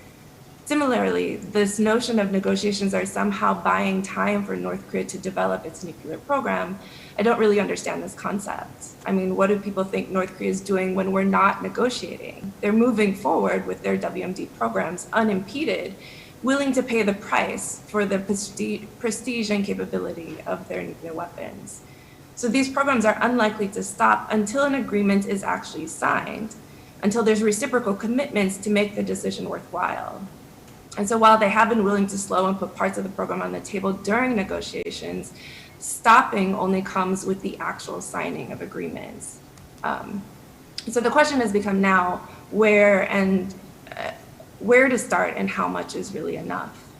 So this brings me to my final point. I think one of the biggest problems that Dr. Kim's paper doesn't address is that the approach we've been taking towards North Korea hasn't changed much over the years, but North Korea's WMD capabilities have. So yes, Trump shook things up in terms of process, But the idea of what constitutes a good deal hasn't changed much. We're still aiming for something comprehensive to be acceptable. And that was the right approach when North Korea had nuclear ambitions and was just starting to build up their infrastructure and capabilities. Comprehensive was tangible and manageable, and was intended to prevent them from achieving those capabilities. But that's not where North Korea is today. That train has already left the station and is barreling down the tracks. The task at hand now is how to stop a moving train in its tracks and then try to pull it back to the station. And no part of that is a small feat. So in that sense, holding out for a comprehensive deal or nothing means North Korea keeps charging forward, as we saw with the October 10th parade again, when North Korea revealed a whole new look to their military, along with a new ICBM and new SLBM. What we need now is to recalibrate our expectations and to be more agile. We need to be able to get the low-hanging fruit while still working towards a larger goal of denuclearization. We need to set more realistic goals, and we'll need to be able to provide incentives along the way that offer that ability to build trust. And the process will also need small wins along the way to quiet the critics, which there will be a lot of, and prove to each other that a different relationship is even possible. In 2018, I think the strong personalities that were leading the diplomacy created the perception that a different relationship was possible, similar to what Scott and Dr. An were discussing. But when all was said and done, little actually changed. And the commitments that were made, especially in the inter-Korean process, went unfulfilled. Rebuilding the perception that a different outcome, a different relationship is possible is going to be extremely difficult now. And it will require taking steps that may be politically unpalatable in Washington, which is really where true leadership will be needed from the new Biden administration. Thank you. 네, 제니타운 부국장. Yes, thank you very much, Jenny Town, for your comments. Let us now ask our speakers to respond. I will be giving you each 2 to 3 minutes, so please respond to the comments by our discussants. And then we will also entertain some questions from the floor as well as from our online participants. So first, Dr. Cheun-ju, would you like to respond?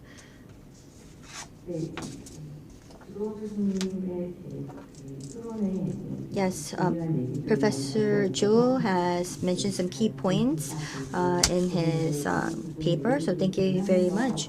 And I also was taking into account some of the issues that you've raised. And there are, of course, certain areas where I wasn't able to find the answers to. And if I may just briefly respond, as you've mentioned, in the process of looking at and witnessing the stance of the regime, you mentioned about the institutions and the legal framework in place, and I would like to agree to that, and I want to add that part to my paper. The second point that you've mentioned had to do with reform and openness, and it's also about the definition. There are changes that are witnessed in the North Korean economy, and I believe that many people do agree, but in terms of the direction of that change and the target and the goal of the regime, is that truly, can it be named reform and openness or opening up? And I think that I have to think through on that one. The regime's direction was to make inroads into the international economy and to open its doors.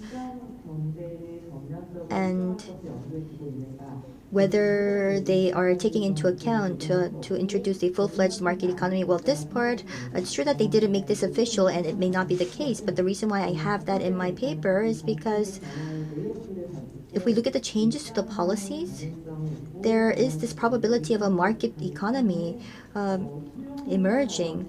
And I think it can be assumed that they are taking in certain parts of the market economy. So, but I think that I will have to make it more delicate in my wording as to why I drew that conclusion. So I'll try to do that. And about whether it will not revert. we may think when would be the timing. That's something to look into. And I think, Professor Cho, you did mention, but this year with the difficult economic situation, and as it was in the Korean media, we've seen more punishments. So then, there's always that probability of the regime strengthening its control.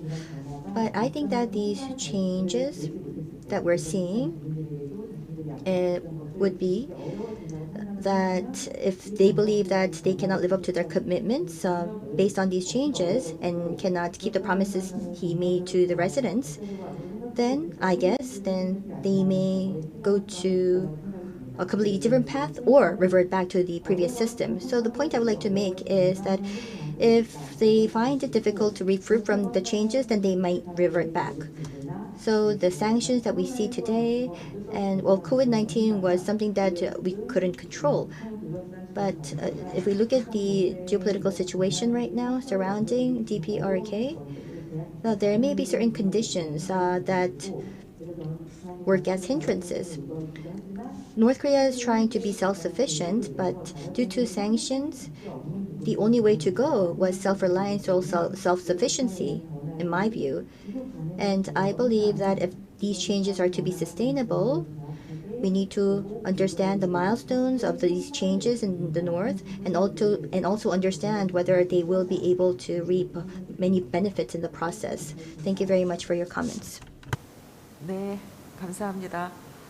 Yes, thank you very much, Dr. An. 네, 바로 말씀드리겠습니다. 네, 큰 틀에서 Yes, I think that I didn't mean to infringe upon Dr. Snyder's comments. I was just very eager to read his comments ahead of time, which I did, and I commented on it during my presentation. I really would like to thank Dr. Snyder for that. And I think that he was very accurate in pointing out that the changes in DPRK, whether denuclearization is possible, is a question we have to ask. How is denuclearization going to take place, if at all? I think that is going to be the key question here. For North Korea experts like myself, I think one of the biggest questions that we get all the time is whether Kim Jong-un is really committed to denuclearization. Does he really want denuclearization? Is he sincere about denuclearization? I think I've received this question countless of times. Moon Jong-in, the former advisor to the president, also received the same question many times. And once he said that, I don't know the answer to that question. But what matters is not DPRK sincerity, but if we can, whether or not we can provide terms to the DPRK that make it better for them, that make denuclearization the better option. And I do agree with that. Back when Henry Kissinger tried to engage in a détente with Soviet Union, this is the same question that he received at the time. And at the time, Kissinger, the state secretary, said that I don't care whether the Soviet Union is going to be sincere or not. I want to know whether the Soviet Union is a rational actor, if they're reasonable or not. I also think that the DPRK is rational. And so this means that if the terms are right for them, and if they think that denuclearization is the better option for them, it's better in their interests, then they might come forward. And that is why we have to provide those terms and conditions to the DPRK. And secondly, on the denuclearization issue, I think that similar to what Putnam said, that sanctions is being used as a tool, and in the U.S., there are many different dissenting opinions, different kinds of opinions on the DPRK. Last year when I visited Dr. Snyder, I had the opportunity to meet with different personnel at 10 different think tanks, including CSIS and other think tanks, and I was able to listen to many different stories. So I don't think there is one unified theory or one unified voice coming out of the U.S. And I think this is similar in the ROK and also similar in the DPRK. So the question here is, if the negotiations are not deemed hopeful, I want their referred to as hawkish views. How are we going to change around these hawkish views on DPRK to try to have more hopeful rallying cries around the DPRK? I think that's the project of panels such as this and others. Earlier on, Moon Jong-in said that he thinks there are three major perspectives coming out of the U.S. So first is the hawkish views that want CVID, FVID, and etc., premised on regime collapse or in the DPRK. So this is maybe John Bolton or Mike Pompeo, for example. And the second group is something that I heard just last year, is the arms control or disarmament group. So this is the group that maybe are not looking for regime change, but they're trying to do what we can within the framework of disarmament. So this is maybe generalists or experts on disarmament. Many of them are in this camp. So there's that group, first of all. And the last group is the let's go for stable mediation, a stable management of the regime. So this is a strategic patience group. So I am saying that instead of the hawkish sentiment or the strategic patience camp, we have to try to make use of this momentum to try to persuade the powers that be to move on the DPRK. And that is, in that regard, I would like to ask Dr. Snyder and all my colleagues for their consistent insight. Thank you very much. 부탁드립니다. Dr. Kim Sang-gi, please.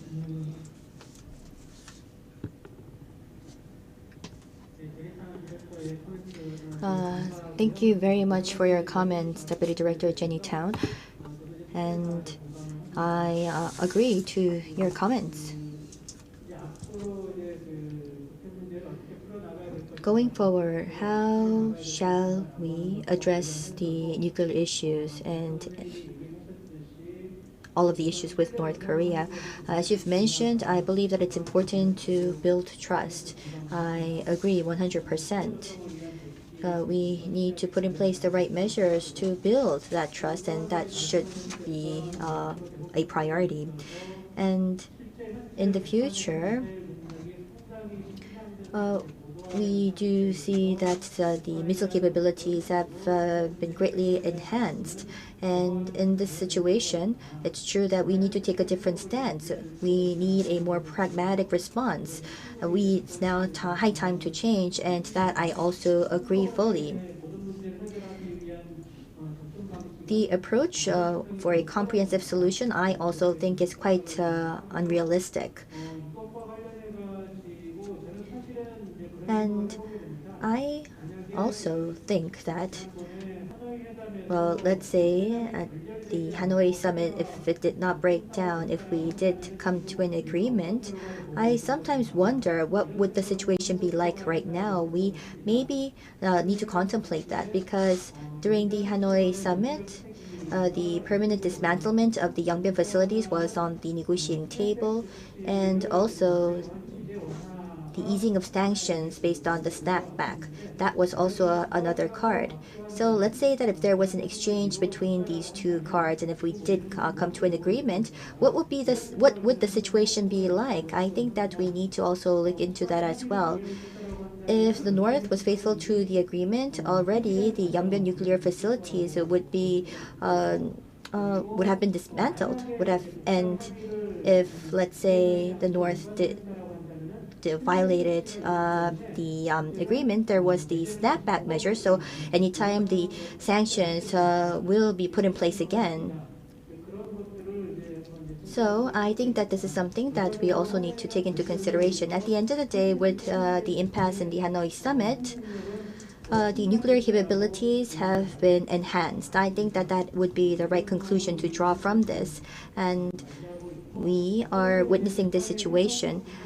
In the future, North did not make any commitments to abandon their nuclear capabilities, and we're seeing that, and we can assume that they're continuing to enhance the sophistication of their capabilities. So how should we respond? As you've mentioned, Ms. Town, we need a pragmatic, a realistic approach. And as a way to do that, even within the U.S., I know that there are some internal discussions which has to do with an arms control approach and engage in a phased approach. And I think that this path is something that we also need to consider going forward. And in that aspect, it would be great to continue on our discussions with the U.S. experts in detail, and I hope that we can have more opportunities to discuss this topic. Thank you very much for your comments. Thank you very much. I'm wondering if there are any questions from the floor. If you do have a question, please raise your hand and let us know. Or while we wait for the questions from the floor, perhaps I could turn to Dr. Snyder. You spent very little of the time allotted to you. If you have anything to add, you can use this time. Well, I guess that I would just say that there's a lot more different perceptions about what should be done in U.S. policy, and it really becomes a glass half empty or glass half full proposition. And so in that respect, even though in some areas I disagreed with Professor Ahn, he certainly had plenty of evidence that he could draw on. Whereas interestingly enough, I mean, North Korea, seems, usually it's described as a Rorschach test, and yet, at least among people who are following it closely, I think that there is a lot of convergence on the broad themes. And so I think that we know the situation that we are dealing with. The question is whether we can agree on the path forward in terms of what the right response is. 네, 혹시 플로어에서 질문 Yes. Are there any questions from the floor? Dr. An Kyung-mo, would you like to add to what Dr. Snyder just said right now?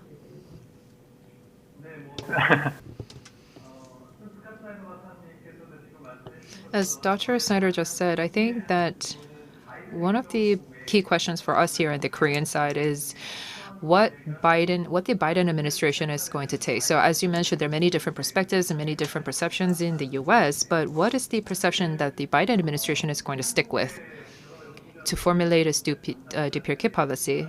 This is a very key question for the people here in Korea. And I think for us, the key point is the issue of time. Even if the appropriate policy is chosen, is selected, as Dr. Kim Sang-gi mentioned, the situation right now is ongoing and the nuclear arsenal is growing. So the issue of time is very important for us, especially here in Korea. And so I want to know if the Biden administration, even without thinking about the appropriate policy, whether they're also going to factor in the issue of time. And I wonder what they think about that in Washington. 네, 혹시 플로어에서 질문이 없 If there are no questions from the floor, I think we can conclude the session. At our association for public diplomacy, I think that we wanted to really focus on public diplomacy because I have to say that I'm not myself a North Korea expert, that I'm an opinion poll expert. In 2002, I think that was really when the first massive anti-American protests were held, and a lot of research papers were written by many different experts in different think tanks in the U.S. And I think that many people thought that these massive riots and uprisings were an evidence of the change in democratization or within the changes in the generations in South Korea. So many people thought that this is also due to the fact that a very progressive Roh Moo-hyun administration came to power, and Roh Moo-hyun essentially became elected. He became voted in on the wave of this anti-American sentiment. And I think that many of the American think tanks thought that the issue was inside ROK, that it was a domestic issue, and that even Roh Moo-hyun was trying to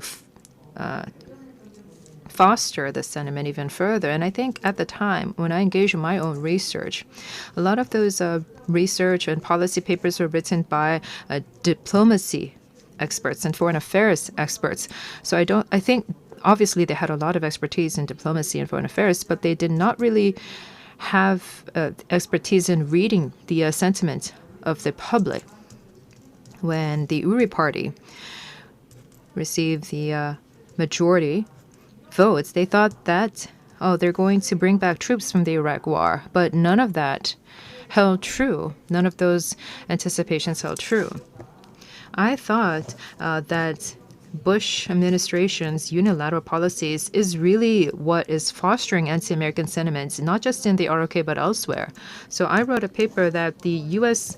thinkers and U.S. experts should look to the reasons in Korea, in the U.S., not in other countries. I was able to publish that paper in Korea Observer only. Nobody else wanted to publish my paper, but now, even now, I'm getting calls from other U.S. Papers and U.S. Publishing companies about this. And that was when I first came to the realization that U.S. thinkers and U.S. experts and Korean experts have completely different perceptions on a wide variety of issues. Even with North Korea policy, I thought that there are many of these very irrational, unreasonable policies. And I think one of the reasons for that is because of the so-called South-South conflict that we have in ROK, that certain political factions within the ROK have certain prejudices about the DPRK. And these are typically pro-American thinkers and pro-American politicians who would influence the policymakers and experts in Washington, D.C. and in various think tanks. And that is why we see the North Korea policy coming out as they are in the United States. But that was the starting point of all this. But obviously, we want to be very objective and fact-based in our research at our think tank so that hopefully the U.S. Policymakers would have a very accurate understanding of the DPRK. So we want to first of all understand the level of a perception of the DPRK here in the ROK and then allow that to translate over to the US. And that is going to be the thrust of our work next year. So today we have many presenters and discussants today. Hopefully we want to reach out to a wider expert group who can work with us on this policy assignment on this issue. And so in that regard, I would like to thank our three speakers and our three discussants and President Ko Yoo-han of KINU, who is with us today. Thank you very much to all the participants. So with that, we close the morning session. 그럼 이것으로 Thank you very much. With that, we would like to conclude the first session on perception and understanding of North Korea. We will have a lunch break for about 60 minutes, and we'll meet back at 1 p.m. for the second session, Prospects of Neighboring Countries' Policy on the U.S. and the Korean Peninsula after the U.S. presidential election. We'll meet you back very soon. Thank you.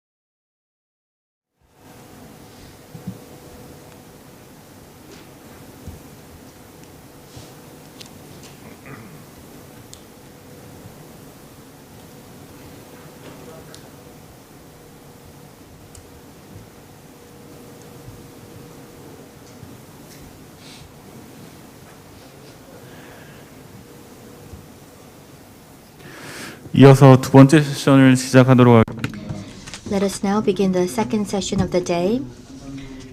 The topic of the second session is prospects of neighboring countries' policy on the U.S. and the Korean Peninsula after the U.S. presidential election.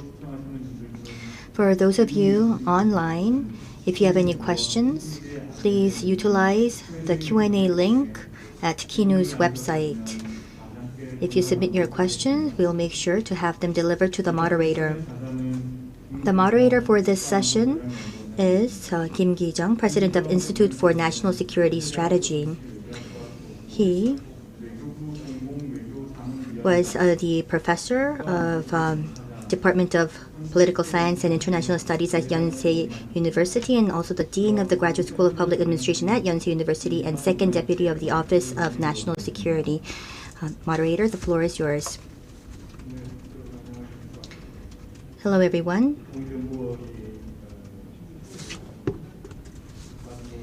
It is a great pleasure to be a part of the last session of this conference organized by KINU. The subtitle of this session is the Korean Peninsula Peace Process, and it sounds quite hopeful. I understand that what we're trying to do is instill peace on the Korean Peninsula in 2021, as we've seen in 2018. So we want to reactivate the peace process on the Korean Peninsula, so we can say that it has a sense of hope in this in the title of this session. And as mentioned, we're going to talk about the prospects of the policies of our neighboring countries on the U.S. and the Korean Peninsula. We have 3 speakers for this session. We have a prominent speaker from Russia, Korea, and China. And we also have 3 discussants. The first speaker is Professor Jang Xiaoming from Peking University. And the topic of his presentation is China's policy toward the U.S. and the Korean Peninsula after the U.S. presidential election. And our second speaker is Professor Choi-sik from Kookmin University. His title is Japan's policy toward the U.S. and the Korean Peninsula after the U.S. presidential election. And last but not least, we have Professor Artem Lukin from Far Eastern Federal University to talk about Russia's policy toward the U.S. and the Korean Peninsula after the U.S. presidential election. We have 3 discussants. From KINU, we have Dr. Shin Jong-ho. We have Professor Emeritus Soeya Yoshihide from Keio University. And we have Dr. Hyun Sung-soo of KINU. So then, without further ado, let us begin the presentations. We will first start off with Professor Jang Xiaoming's presentation, which is on China's policy toward the U.S. and Korea Peninsula after the U.S. presidential election. And you have 20 minutes. Please. 장시아민 교수님.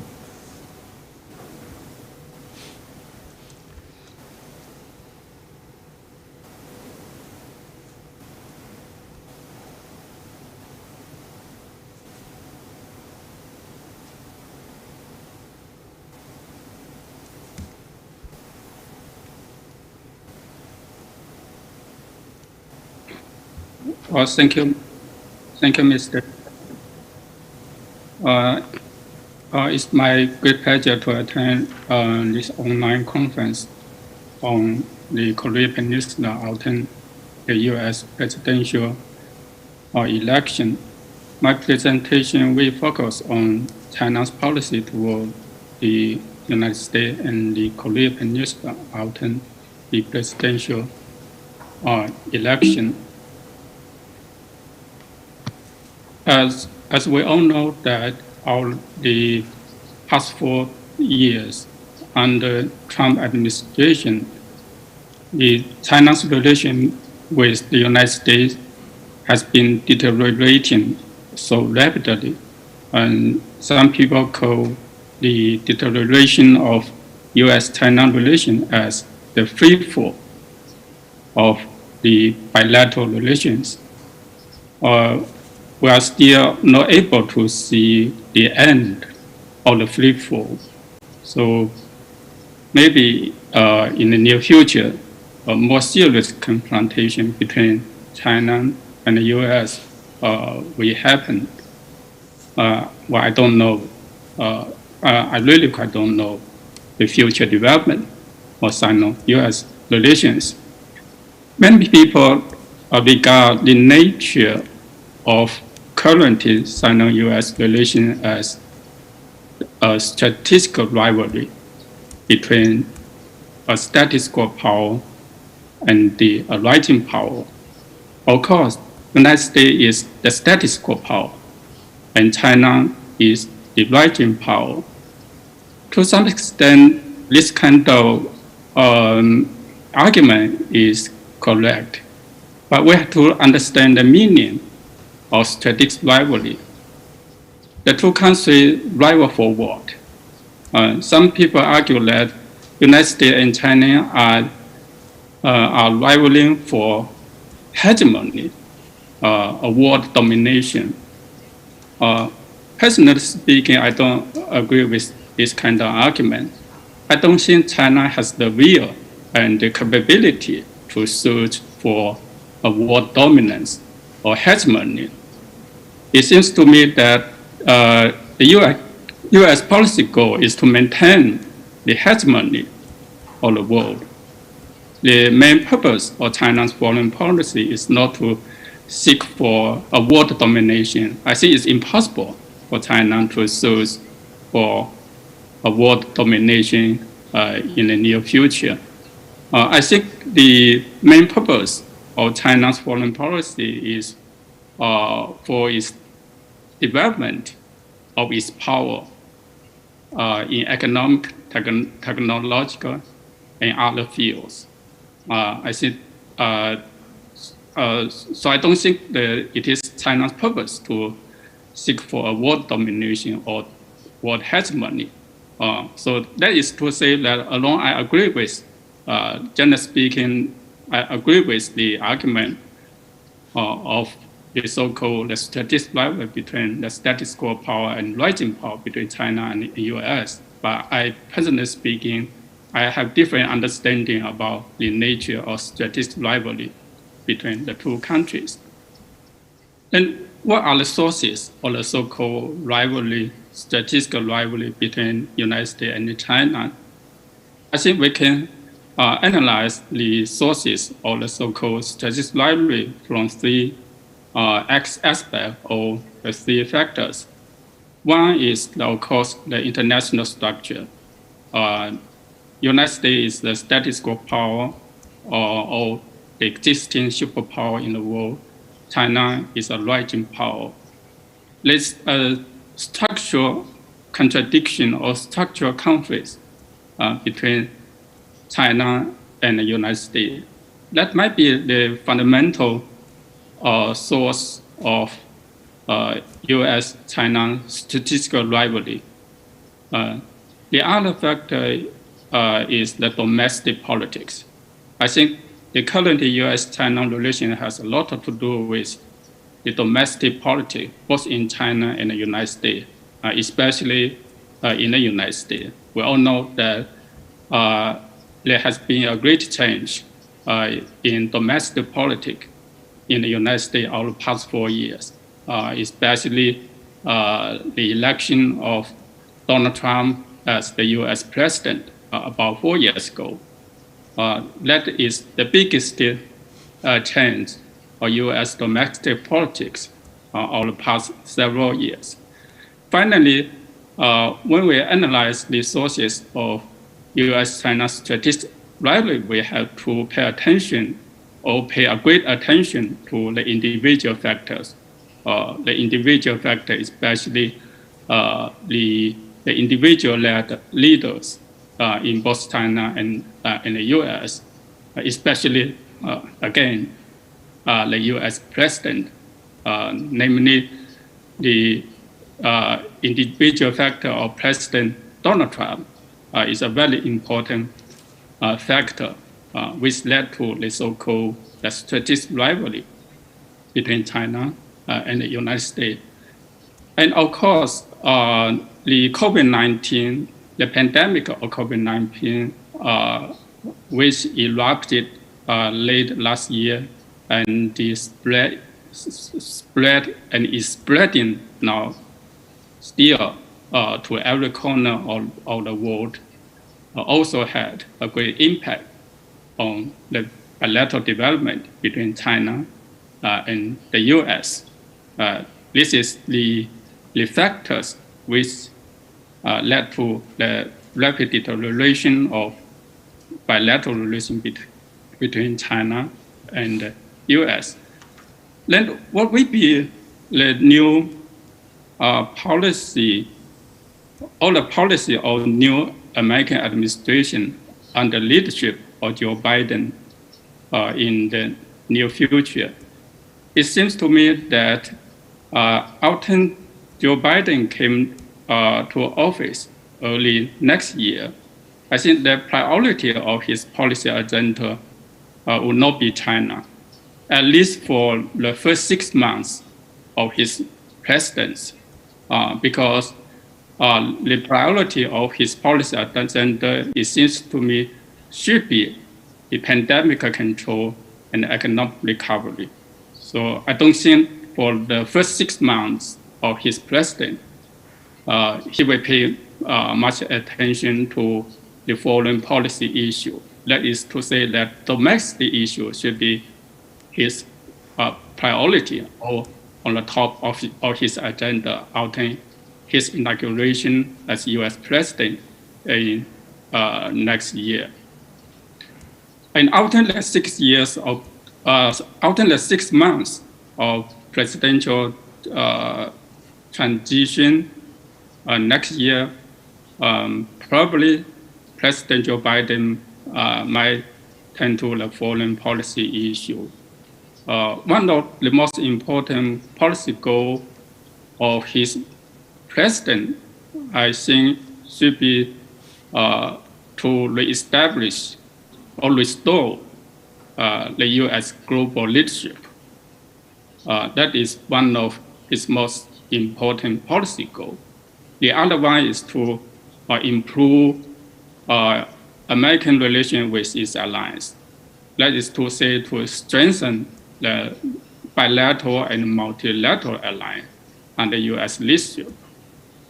And the third policy goal might be turned from unilateralism under Trump administration to multilateralism, including trying to rejoin the WTO, rejoin the Paris Climate Accord, and rejoin the CPTPP.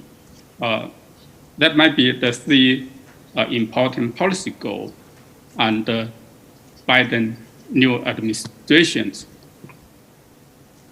Then what about the future rivalry between China and the United States? Is the rivalry or competition between China and U.S. inevitable in the future? My answer might be yes. But I think the way of competition might be different under Biden administration. I think the style or way of competition might be more polite, more professional, and more predictable. That is to say that in the future, the Sino-U.S. relation might be some continuity and also some change. This is my prediction of the future of U.S.-China strategic rivalry or competition. Then let me turn to the U.S. policy to China's policy toward the U.S. after the presidential election.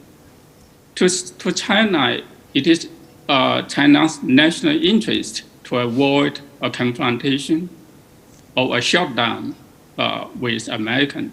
It is not China's interest to get engaged or get involved into any kind of conflict with the U.S., especially a military confrontation. China will take great efforts to avoid a confrontation, especially a military confrontation with U.S.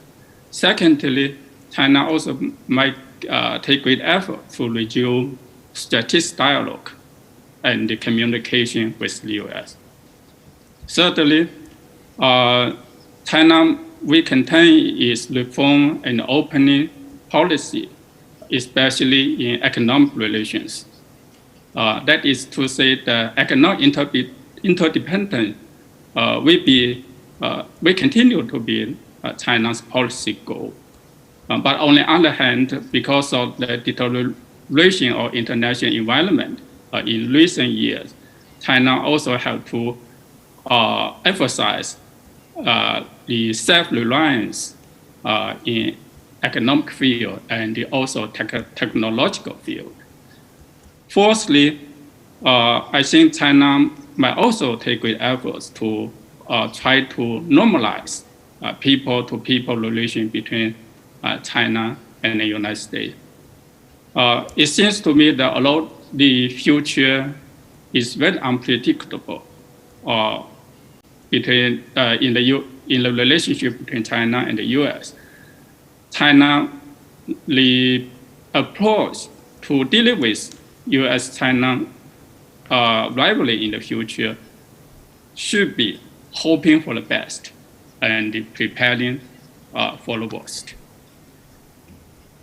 And then let me say a few words about U.S.-China relation and its impact on the Korean Peninsula after the presidential election. We all know that the Sino-U.S. relation always have great impact on the Korean Peninsula. So the change of U.S. administration will have great impact on the future development of Korean Peninsula. Well, I will ask one question is the presidential election, the result a bad news or the good news for the Korean Peninsula? I think it's both bad news and good news. And on one hand, after Joe Biden came to office next January, he might take a different approach to Korean Peninsula. For instance, he might not be eager to hold face-to-face meeting with North Korean leader. That might be quite different from the approach of Donald Trump over the past 4 years. That is to say that the U.S. relation with North Korea might deteriorate in the near future. That is to say that the future relation between U.S. and North Korea might not so be good. I think that's a bad news. And the secondly, the nuclear issue might be more difficult to be solved in the near future. I don't think the Biden administration will make big compromise to reach agreement with North Korea on the nuclear issues. So I'm very pessimistic about the future development of the North Korean nuclear issue. And thirdly, the Biden administration might be a good news for South Korea or ROK. I think President Biden might take great efforts to improve the bilateral relation between U.S. And South Korea. But on the other hand, I think it would be very unwise for President Biden to push ROK to choose sides between U.S. And China. Then what would be the U.S. policy toward the Korean Peninsula? As I just mentioned, I think Biden's policy toward Korean Peninsula might be different from the President Trump. But we have to wait and see the new policy of Joe Biden toward the Korean Peninsula. Then, what about the China's policy toward the Korean Peninsula? Firstly, China will continue to abide by the principle of the nuclearization of Korean Peninsula. I don't think China will change this kind of policy position on the nuclear issue. We will abide by the principle of the nuclearization.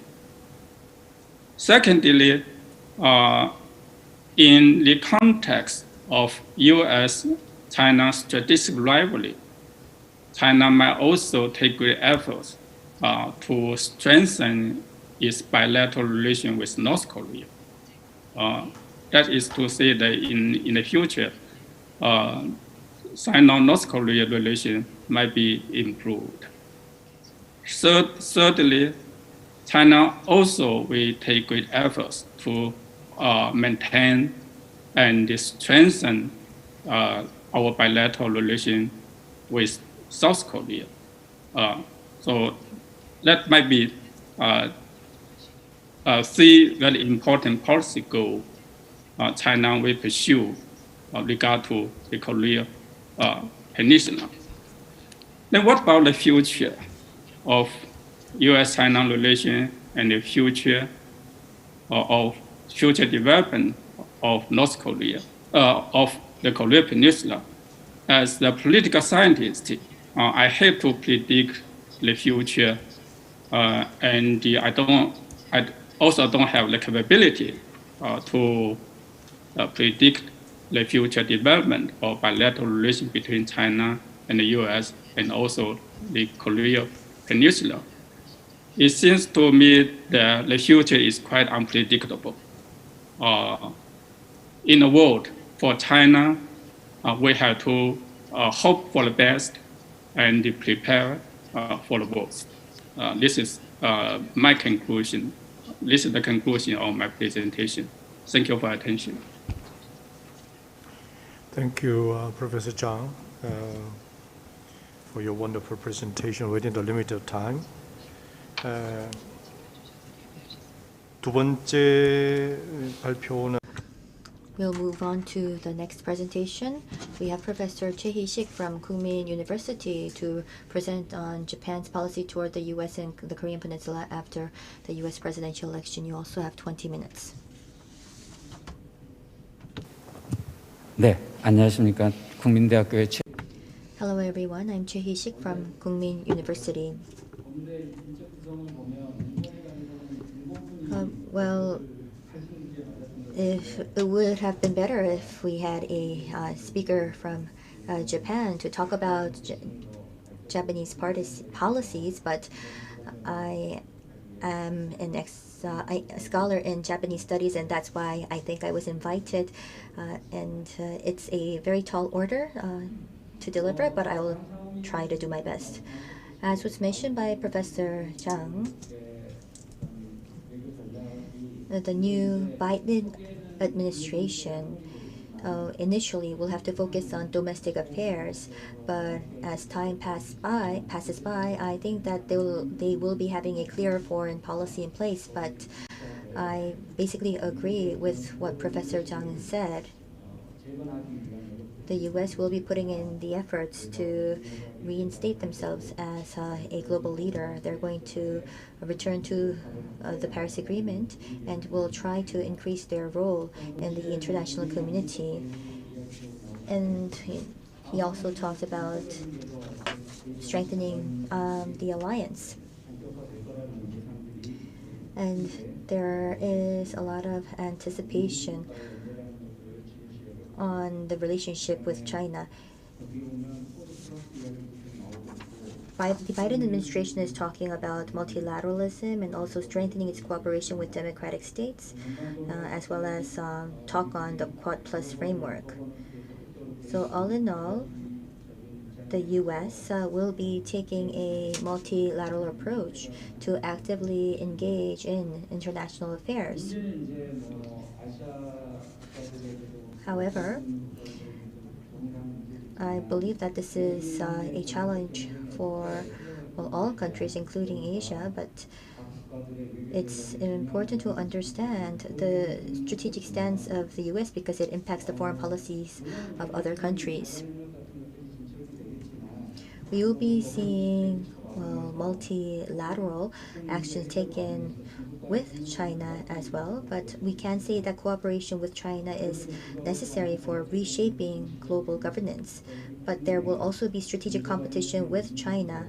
So the U.S. and Chinese relationship will probably take the form of keeping China in check and strengthening international solidarity. If we look at politics and economy, as Professor Zhang has mentioned, it doesn't seem like China is trying to threaten the hegemony of the U.S. So the struggle for rulemaking and leadership, I also expect it will get fiercer. However, another aspect exists because it can be a competition between the U.S. and China in defending and expanding international liberalism. So when it comes to economic affairs, I believe that if the neighboring countries abide by the principles of international liberalization, they will be free from some of the significant impacts that would come from the strategic competition between the U.S. and China. So yes, we will be seeing such competition between the two countries, and they will be trying to have more neighboring countries side with them. In other words, they will try to strengthen their influence. So in terms of the economy, if the neighboring countries have a strict principle in place, you won't be too much swayed by this competition. And what about on the military front? Military relocation and strategic assets arrangement will be an area where allies will be pressuring the U.S. But regardless, depending on the domestic situation of the allies, the response from the U.S. may differ. And if I may give you some more information on that, if we specifically look at the strategic competition and alliance between the U.S. and China, considering U.S.-China competition, efforts to strengthen alliance may rather weaken the alliance.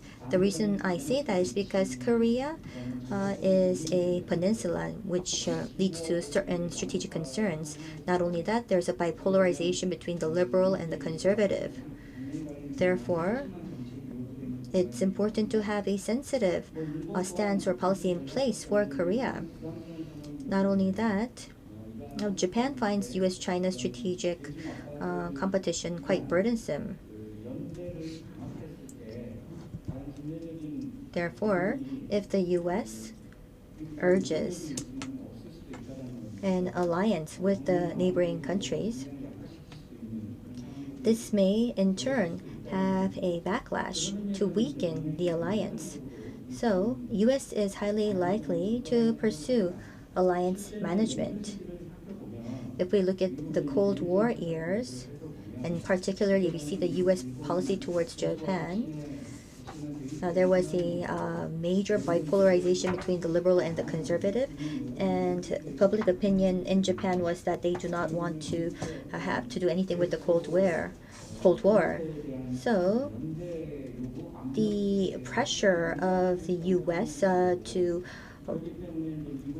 come together in solidarity against Soviet Union was quite burdensome for Japan. So at that time, Japan was in a very reactive state. There was strong pressure put on Japan so that it cooperates with the U.S. East Asian strategies. However, it also tried to be sensitive to domestic political situations in Japan to tone their pressure on Japan.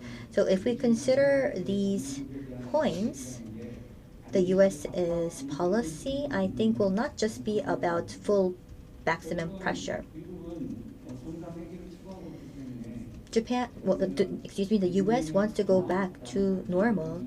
So rather than just strengthening alliance, I think that they'll be focused more on managing the alliance and coordinate their policies with their allies. So then, what kind of response can we witness in Japan?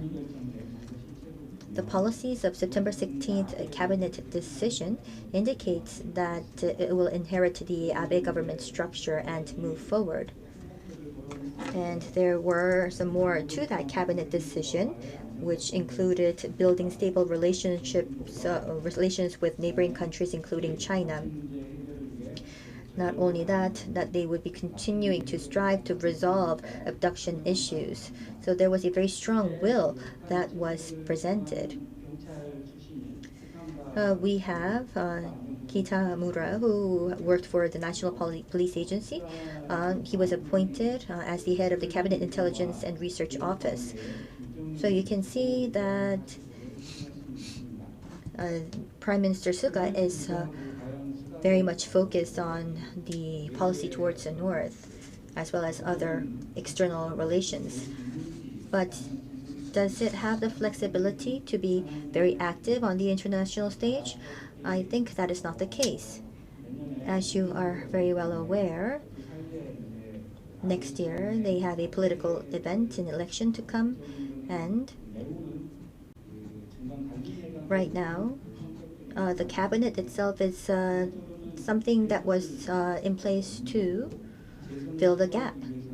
So the strategy would be to be re-elected, and to be re-elected, he needs to have more proponents. And to have more proponents, he will have to focus on domestic affairs. So we believe that rather than him focusing on foreign policy, it will be more on the Tokyo Olympics, digital policies, and overcoming COVID-19. He needs to present some good performance for positive public opinion.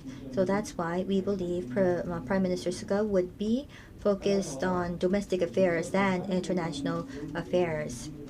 So there will be some limitations to the diplomacy with the neighboring countries which requires determination and will. We don't know how much passion he is going to invest in international affairs, but unfortunately, we won't be seeing much of that in the near term. When it comes to the Korean Peninsula and North Korea, you need to invest in a lot of energy as well as effort to draw a conclusion.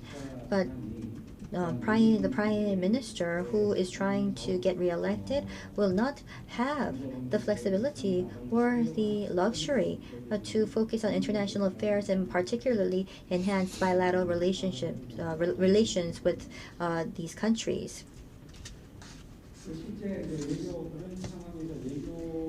So then, the Suga cabinet's diplomacy is as follows. Abe was focused on the top-down approach.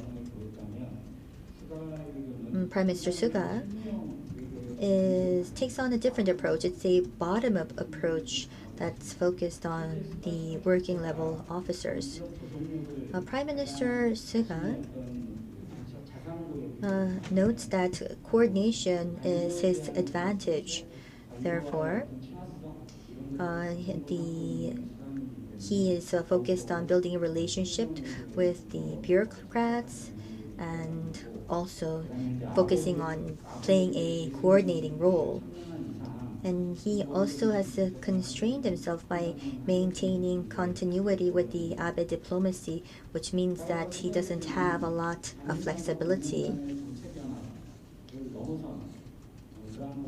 Therefore, it would be very difficult for the Prime Minister to go beyond what is agreed to by the LDP and Komeito coalition. So when it comes to forced mobilization and abductive issues, it's quite unlikely for him to show an active approach in areas demanding such political determination. And he does show a passive attitude in areas where it is hard to reach an agreement from the Komeito, such as obtaining the enemy base attack capability.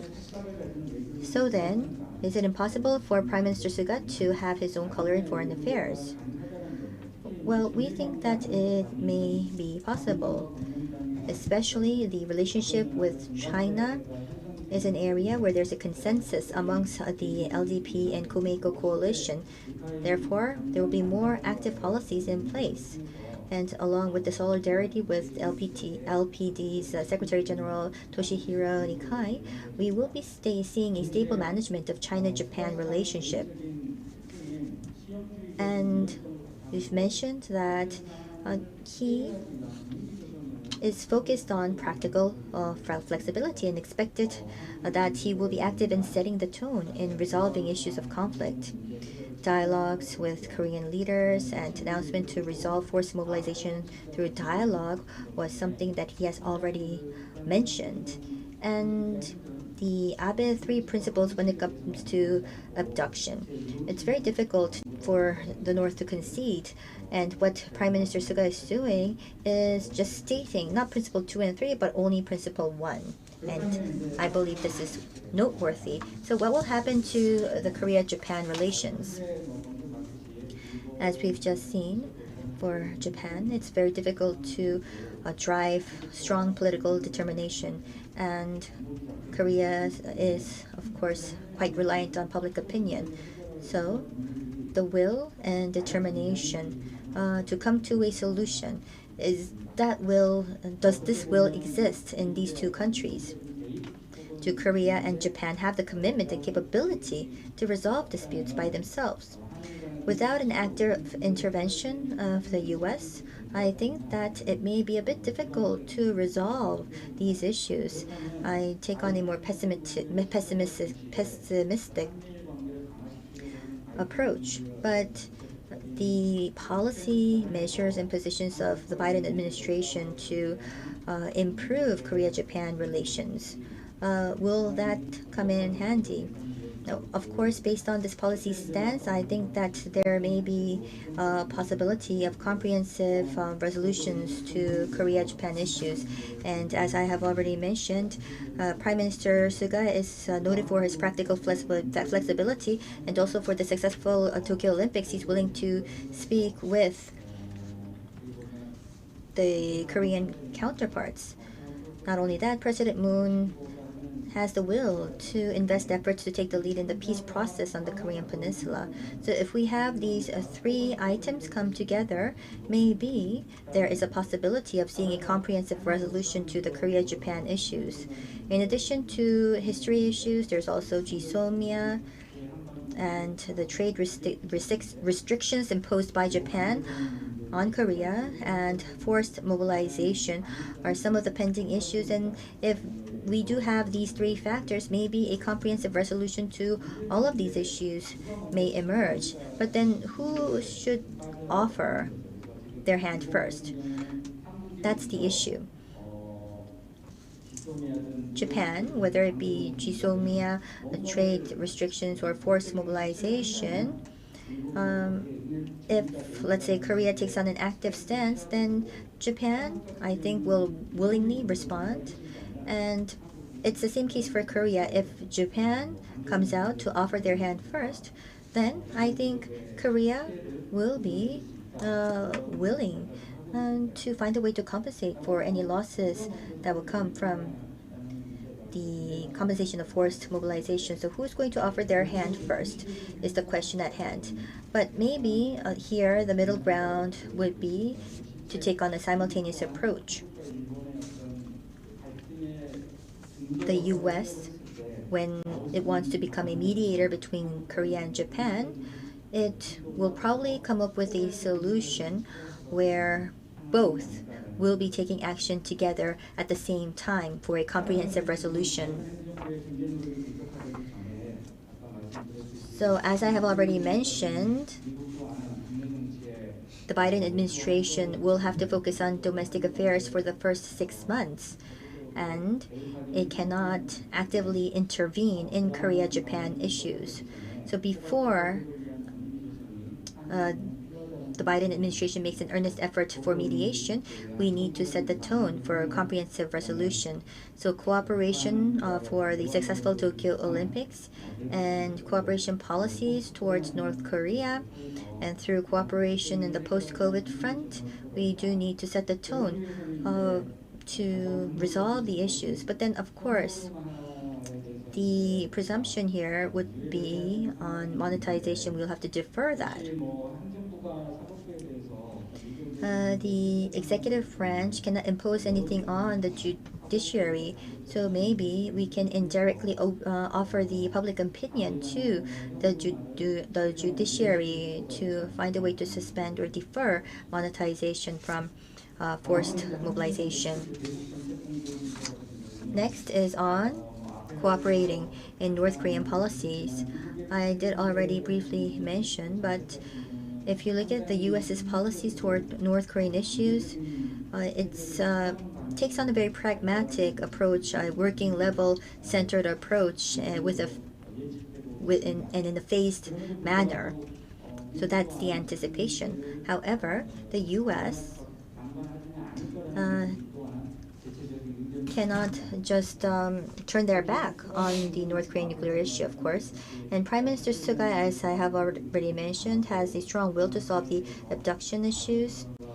And along with Abe, he is willing to engage in dialogue with the North. And not only that, Korea wants to actively take the lead in the peace process on the Korean Peninsula. Therefore, maybe a simultaneous pursuit of North Korea-Japan dialogue and inter-Korean exchanges and North Korea-U.S. summit be made under an appropriate division of roles. This is the most desirable option, but maybe it's not realistic. But I think that it's important to at least try to come close to this very first bullet point. It seems desirable to seek development simultaneously, which would be reviving and strengthening South Korea, U.S., Japan, and cooperation towards North Korea. A negotiation dialogue with North Korea on Tokyo Olympics can be a breakthrough. We haven't heard from the North that they would be taking part in the Tokyo Olympics, but at least with the cooperation of Korea and Japan, maybe we can encourage them to take part, encourage North Korea to take part in the Tokyo Olympics. And when we can do that, I think that we can set the tone to open the door to the resolution on North Korean nuclear issues. But this all will be conditioned on controlling any provocative actions by the North, and that's why we need policy coordination amongst the allies. Next, on China-U.S. relationship and Korea and Japan. Korea is a sensitive area. That's why the U.S. has to be prudent and very sensitive in devising their policies.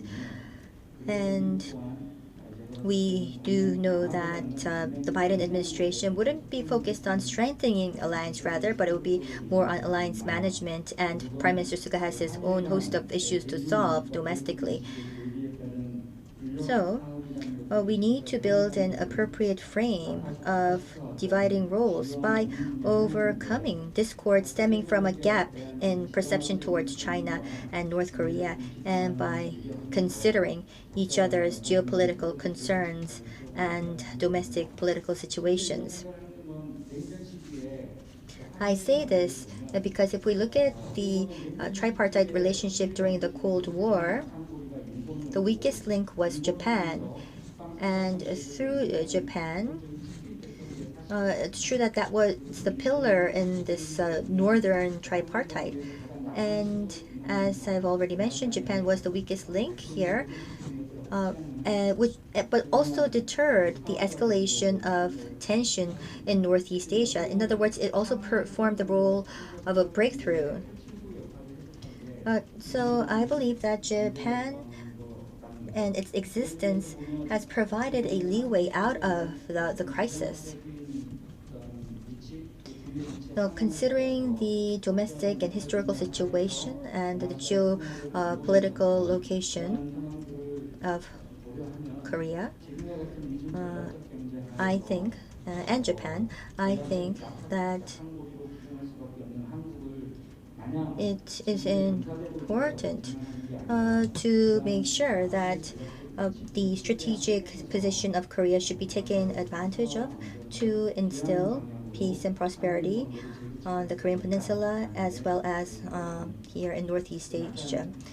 So that's all for my presentation. Thank you very much. I'd like to invite the third presenter, Artyom Lukin, who is teaching at the Far Eastern Federal University. He is speaking about the nuclear problem of the Korean Peninsula, the outlook for 2021 and beyond. This is a view from Russia.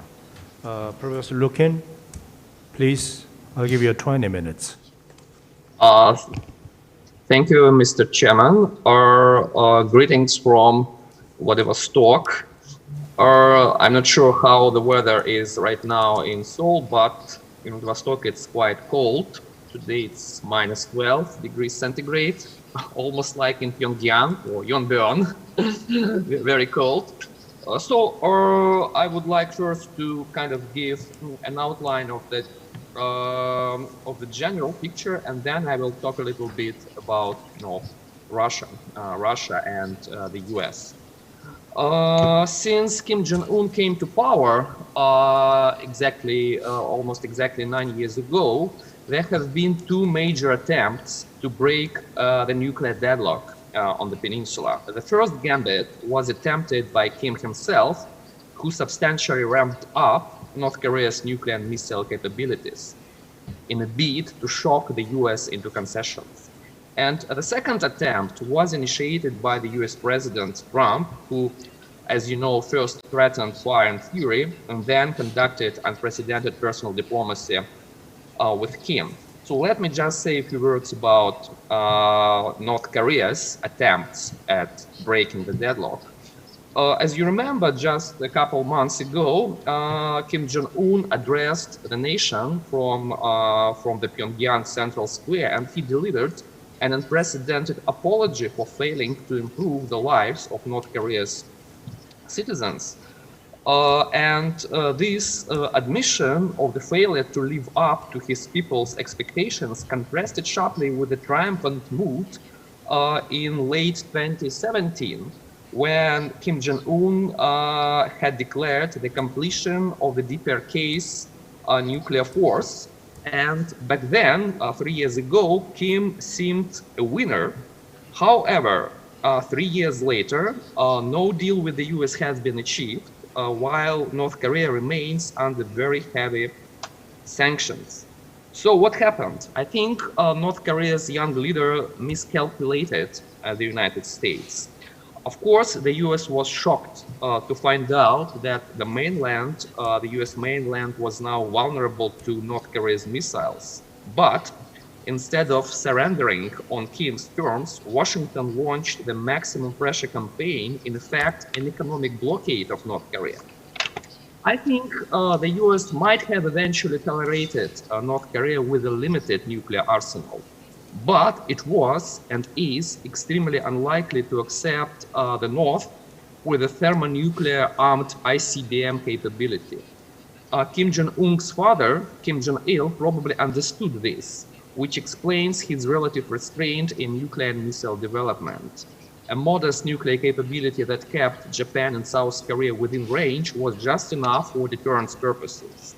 But unlike his risk-averse father, the younger Kim decided to take a high-stakes gamble and crossed the Rubicon by executing an ICBM and thermonuclear breakout. America's maximum pressure campaign makes it essentially impossible for the DPRK to interact economically with the outside world, except with China. And you remember that in March 2018, Kim made his first foreign trip. It was a trip to Beijing with a show of humble deference to Xi Jinping. And I guess Kim Jong-un hoped that dependence on China would not last long. He expected a swift deal with Washington.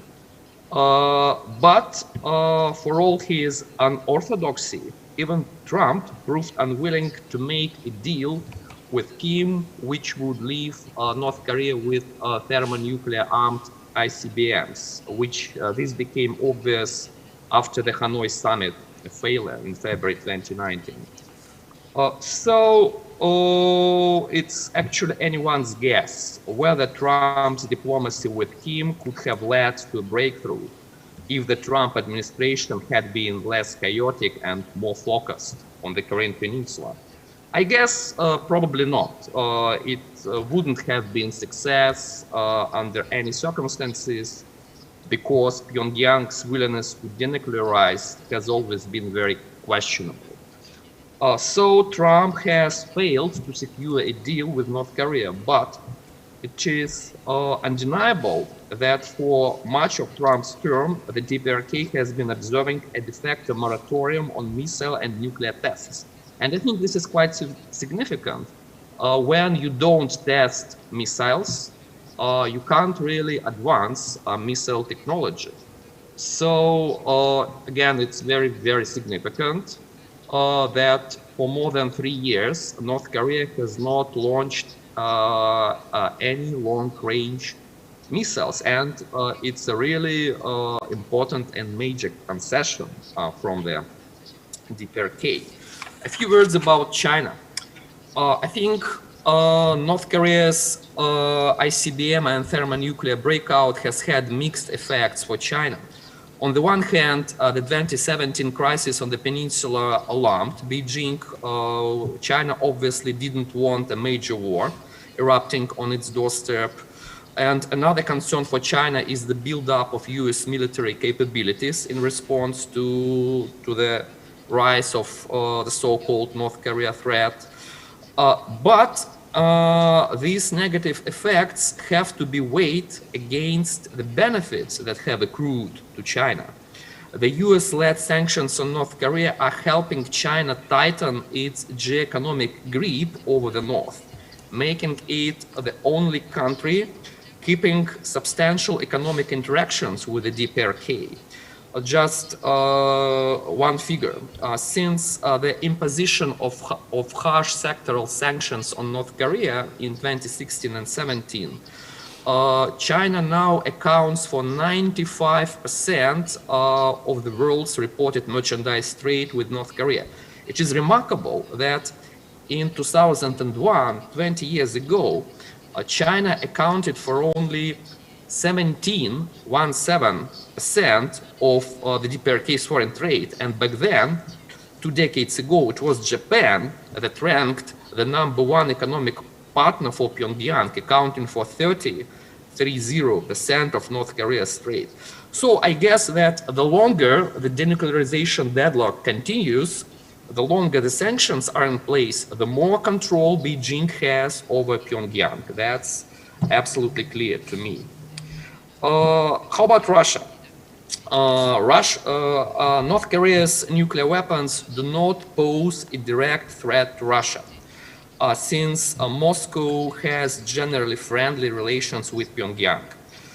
Still, the 2017 crisis around the peninsula caused real alarm, real concern in Moscow, because Russia, just as China, doesn't want major war erupting near its borders.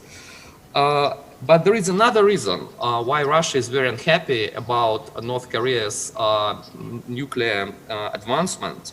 Russia, being a nuclear superpower, is the main stakeholder in preserving the global non-proliferation regime, along with the US. So one reason why Russia has a vital stake in non-proliferation is the desire to prevent the erosion of Russia's own nuclear status.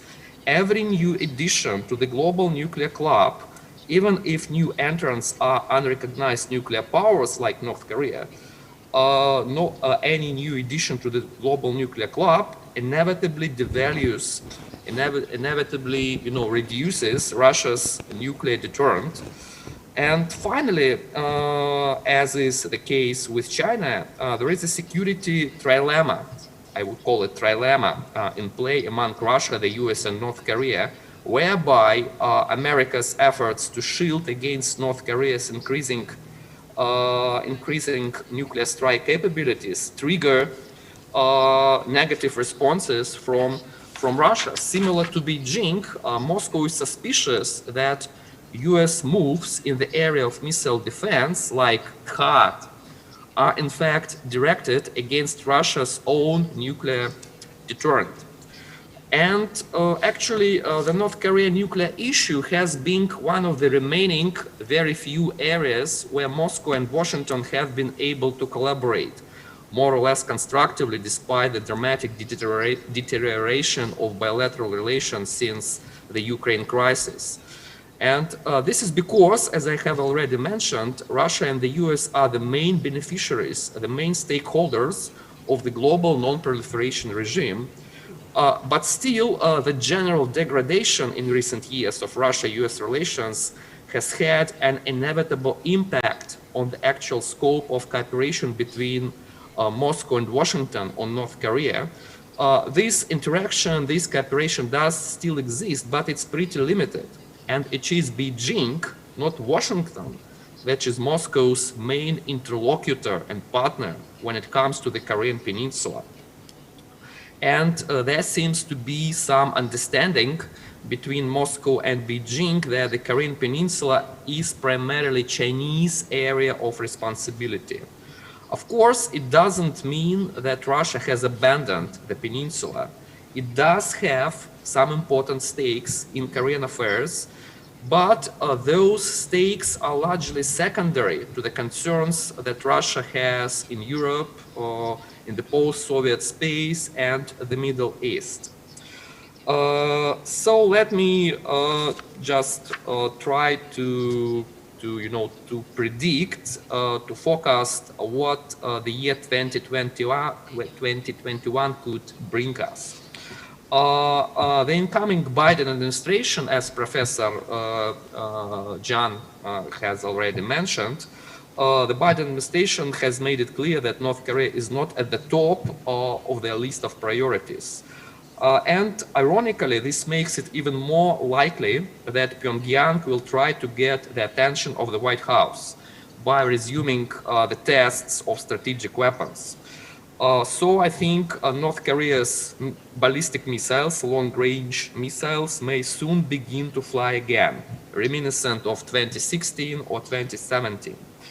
And of course, apart from being provocative attention getters, such tests are necessary for further technological advancement of North Korea's delivery system. So it's not just provocations. North Korea needs to test in order to further develop, to further advance its technical missile capabilities. So it's, in a way, it's a must for North Korea. So what would be the reaction from the Biden administration? I think it's quite possible that the Biden White House will choose to ignore North Korea's missile launches. It might choose neither to punish nor to make any concessions to North Korea. So if there is this kind of zero response, would Pyongyang go still further up on the escalation ladder, for instance, by shooting missiles to splash off Guam, Hawaii, or Alaska? Well, I think it cannot be ruled out. And another thing to watch will be the US-China DPRK dynamics. As the Chinese speaker noted, despite the change in the White House from Trump to Biden, US-China relations will remain quite precarious and could deteriorate even further. And I think Beijing could use its growing influence over North Korea in order to mount asymmetric responses to what it perceives as anti-China moves by the US. For instance, if the US steps up its freedom of navigation operations in the South China Sea, or if the US imposes more sanctions on China's high-tech industry, Beijing might retaliate by, if you will, unleashing Pyongyang to undertake actions such as ICBM launches that China knows will be disturbing to the US. We can only speculate if Beijing has enough leverage over Pyongyang to get the DPRK to act as China's proxy that has the capacity to distract Beijing's adversaries, the US and maybe Japan too, and complicate their strategic planning. Actually, we don't know whether Beijing has enough leverage. It might. So at least we shouldn't rule out such scenarios. But there is also a more optimistic scenario. I think Beijing, which is definitely interested in some reset with the US, might try to be helpful for the Biden administration to help it deal with North Korea. So using its leverage over North Korea, Beijing might persuade Pyongyang to refrain from any aggressive or provocative moves toward the US. So in this way, Beijing will do a big favor for the Biden administration, probably counting on some reciprocal benefits from the US. I think this is quite possible. So China's influence could have both negative scenarios and positive scenarios in this triangle, the US, China, and North Korea. So I guess I have maybe a few minutes left. So just to get back to Russia-US relations.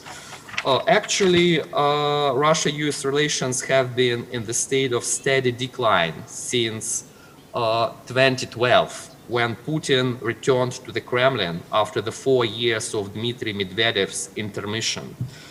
And as you know, even Donald Trump, who presumably sympathized with Putin, failed to improve Washington's relations with Moscow. Under the Biden administration, normalization of US-Russia relations seems unlikely.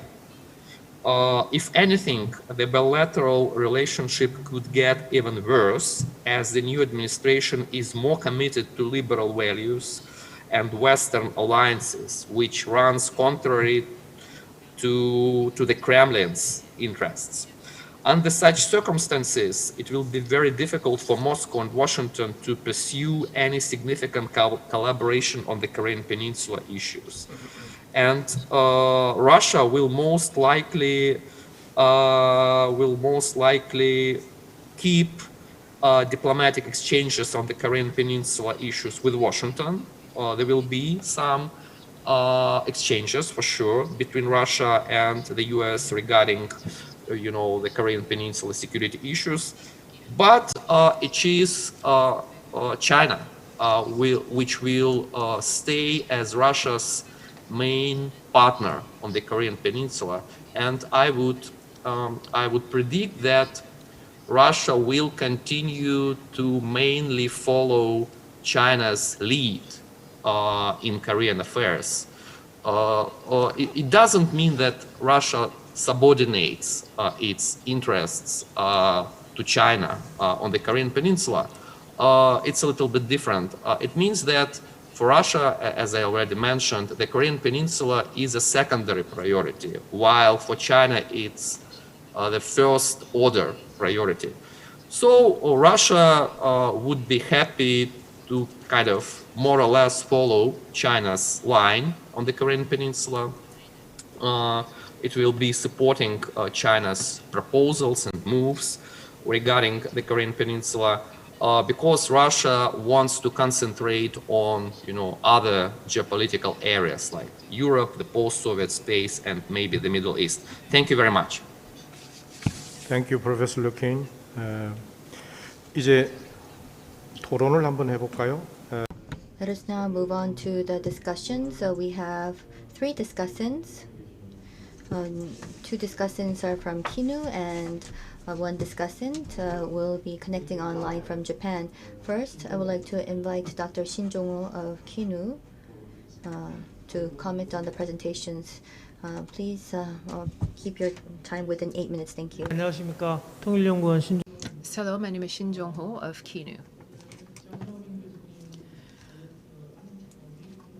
So I have been asked to discuss the presentation of Professor Zhang. I enjoyed the presentation on U.S.-China relations in the Korean Peninsula after the U.S. presidential election. I do agree with your characterization of U.S.-China relations as a strategic rivalry. And if I were to add to that, I think that this strategic rivalry, this concept of strategic rivalry, is a little bit different from struggle for hegemony, as Professor Zhang mentioned. Because when you're looking for hegemony, I think that is premised on a military struggle. You're fighting for hegemony to try through a hegemonic means, through military means. But I think a strategic rivalry is not quite like that. A strategic rivalry is a little bit below that, more about a rivalry among different national interests. So I think that it is significant to try to label the U.S.-China relations as a strategic rivalry. And as for Biden administration's foreign policy strategy, I think that there are 2 things that we have to think about. That Biden's foreign policy, how is it going to be different from Trump's policy, and how are they going to be similar? I think that some of the policies might last for a while because, as you mentioned, these inequality, racial injustice, environment, climate, COVID-19, because they're going to be the foremost priorities, that means that the foreign affairs under Biden is going to be, foreign policies under Biden are going to be similar under Trump. So a bit of a Trumpism still will remain. But a little bit of a difference is that Biden is going to stress multilateralism, and this is a sort of a selective multilateralism. Selective multilateralism on some issues that the U.S. thinks are very important, and also the emphasis on providing international public goods. That is a little bit of a difference in Biden compared to Trump. But this international public good and providing this entails the problem of cost. So it remains to be seen how much of a leadership the U.S. is going to display. On China policy under Biden, I have to say I agree with what Professor Zhang said. But if I were to just point out one thing, the U.S.-China conflict started from trade and is now moving to technology and is now even moving to systems and ideology. So the U.S. might continue to try to pressure China and try to contain China. But for some other global issues, I think that the U.S. might engage with China, such as issues of climate change, for example, as I mentioned before. And also for these different, there's going to be this war on international norms. Because right now, there are many conflicts between the U.S. and China on institutionalizing different norms at different international organizations. And we're going to continue to see this escalation of competition and confrontation on norms and rules. And China said that they're going to move away from outright conflict, that there's going to be some level of cooperation on principles, and there's going to be some level of efforts on negotiations and etc. But for core interests, that there's not going to be much concessions. this is China's policy toward incoming Biden administration. And recently, there's also been some expansion of the domestic market through the double cycle strategy. And China, it looks like it's preparing for the long haul through technological independence. Professor Zhang did mention this in his presentation, but China is going to try to establish more technological independence as opposed to mutual dependence. China is also going to foster more economic cooperation. I call it reciprocal economic cooperation. That China will try to engage in reciprocal economic cooperation with neighboring countries to try to bring them in under China's influence. I have a question in mind for Professor Zhang that I'm going to ask a little bit later. Next, I want to move on to China's policies on the Korean Peninsula in the Biden era. I think that under Biden and under Xi Jinping, that the Korean Peninsula issue is not going to be the #1 priority. It's not very urgent, and I don't think it is considered to be very important. And this is because of the domestic issues, as has been mentioned. So for China might wonder what to do with North Korea. As Professor Lukin said, I have to agree with many of the things that Professor Lukin said. But I still think that China's influence on the Korean Peninsula is a little bit minimal. It's a little bit limited. I don't think that the China and DPRK leaders see eye to eye on the nuclear issue. So yes, the China and DPRK have gotten very close, but I don't think that China has a very complete influence over the DPRK. I think that China could work with South Korea as well. Wang Yi, the foreign minister, when he visited ROK, there were about 10 things that the counterparts agreed on, and most of them, all of them, in fact, were to do with bilateral issues. And I think that China is trying to place some value on its relations with ROK. However, if South Korea, the U.S., and Japan use military means to try to contain China, then I think that China is going to really pressure South Korea to make a choice. And as for resolving the North Korean nuclear issue, because this conference is being held under the theme of seeking a peace process in the Korean Peninsula, we have to wonder, what is China's role in resolving the North Korean nuclear issue? I do agree that the Biden administration is going to focus on domestic issues, at least for the first time, for the first few months. So there might be more emphasis placed on China's role. So in fact, we could see a situation where U.S. asks China for help on the denuclearization issue. And there are many issues why that could be. But I think we have to be very careful about thinking that China can do everything, that China has a complete overarching influence over the DPRK. Because yes, China is engaging in communication with North Korea, but I don't think that China and North Korea have the complete position on denuclearization. I have two questions to Dr. Zhang. The first question is, you said that China is preparing. I think that China is preparing for the long haul under the Biden administration. But after Xi Jinping came to power, Xi Jinping has been saying that they want to go their own way, the China way. And Xi Jinping is also fostering closer ties with developing nations to try to carve out their own way.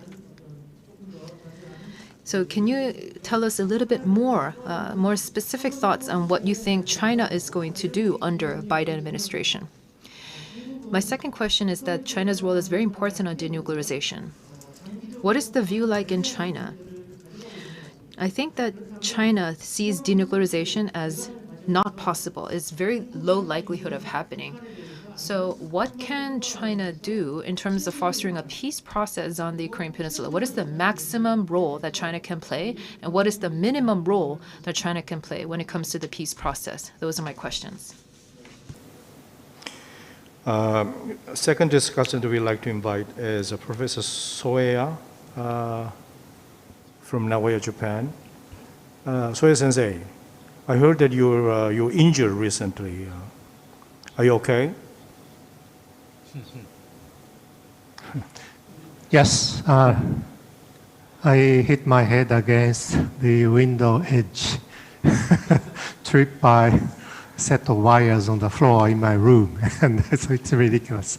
You know, older men should be, be careful in everything. So since I'll give you 8 minutes to make a comment or a question. Yep, thank you. Well,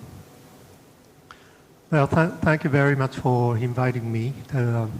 Well, as I said, I injured my face last Saturday, and 2 days ago, I wondered if I would be able to, perform my commitment. But I had already sent as a page of comments to the presentation by Chair Hee-sik, and I almost try to call Professor Kim Ki-jan to play my role reading my paper. Well, but I recovered this much, so my left eye is okay. It's just like a panda eye with, stains of blood, and so functionally this is fine. So I'll be all right in a week or so.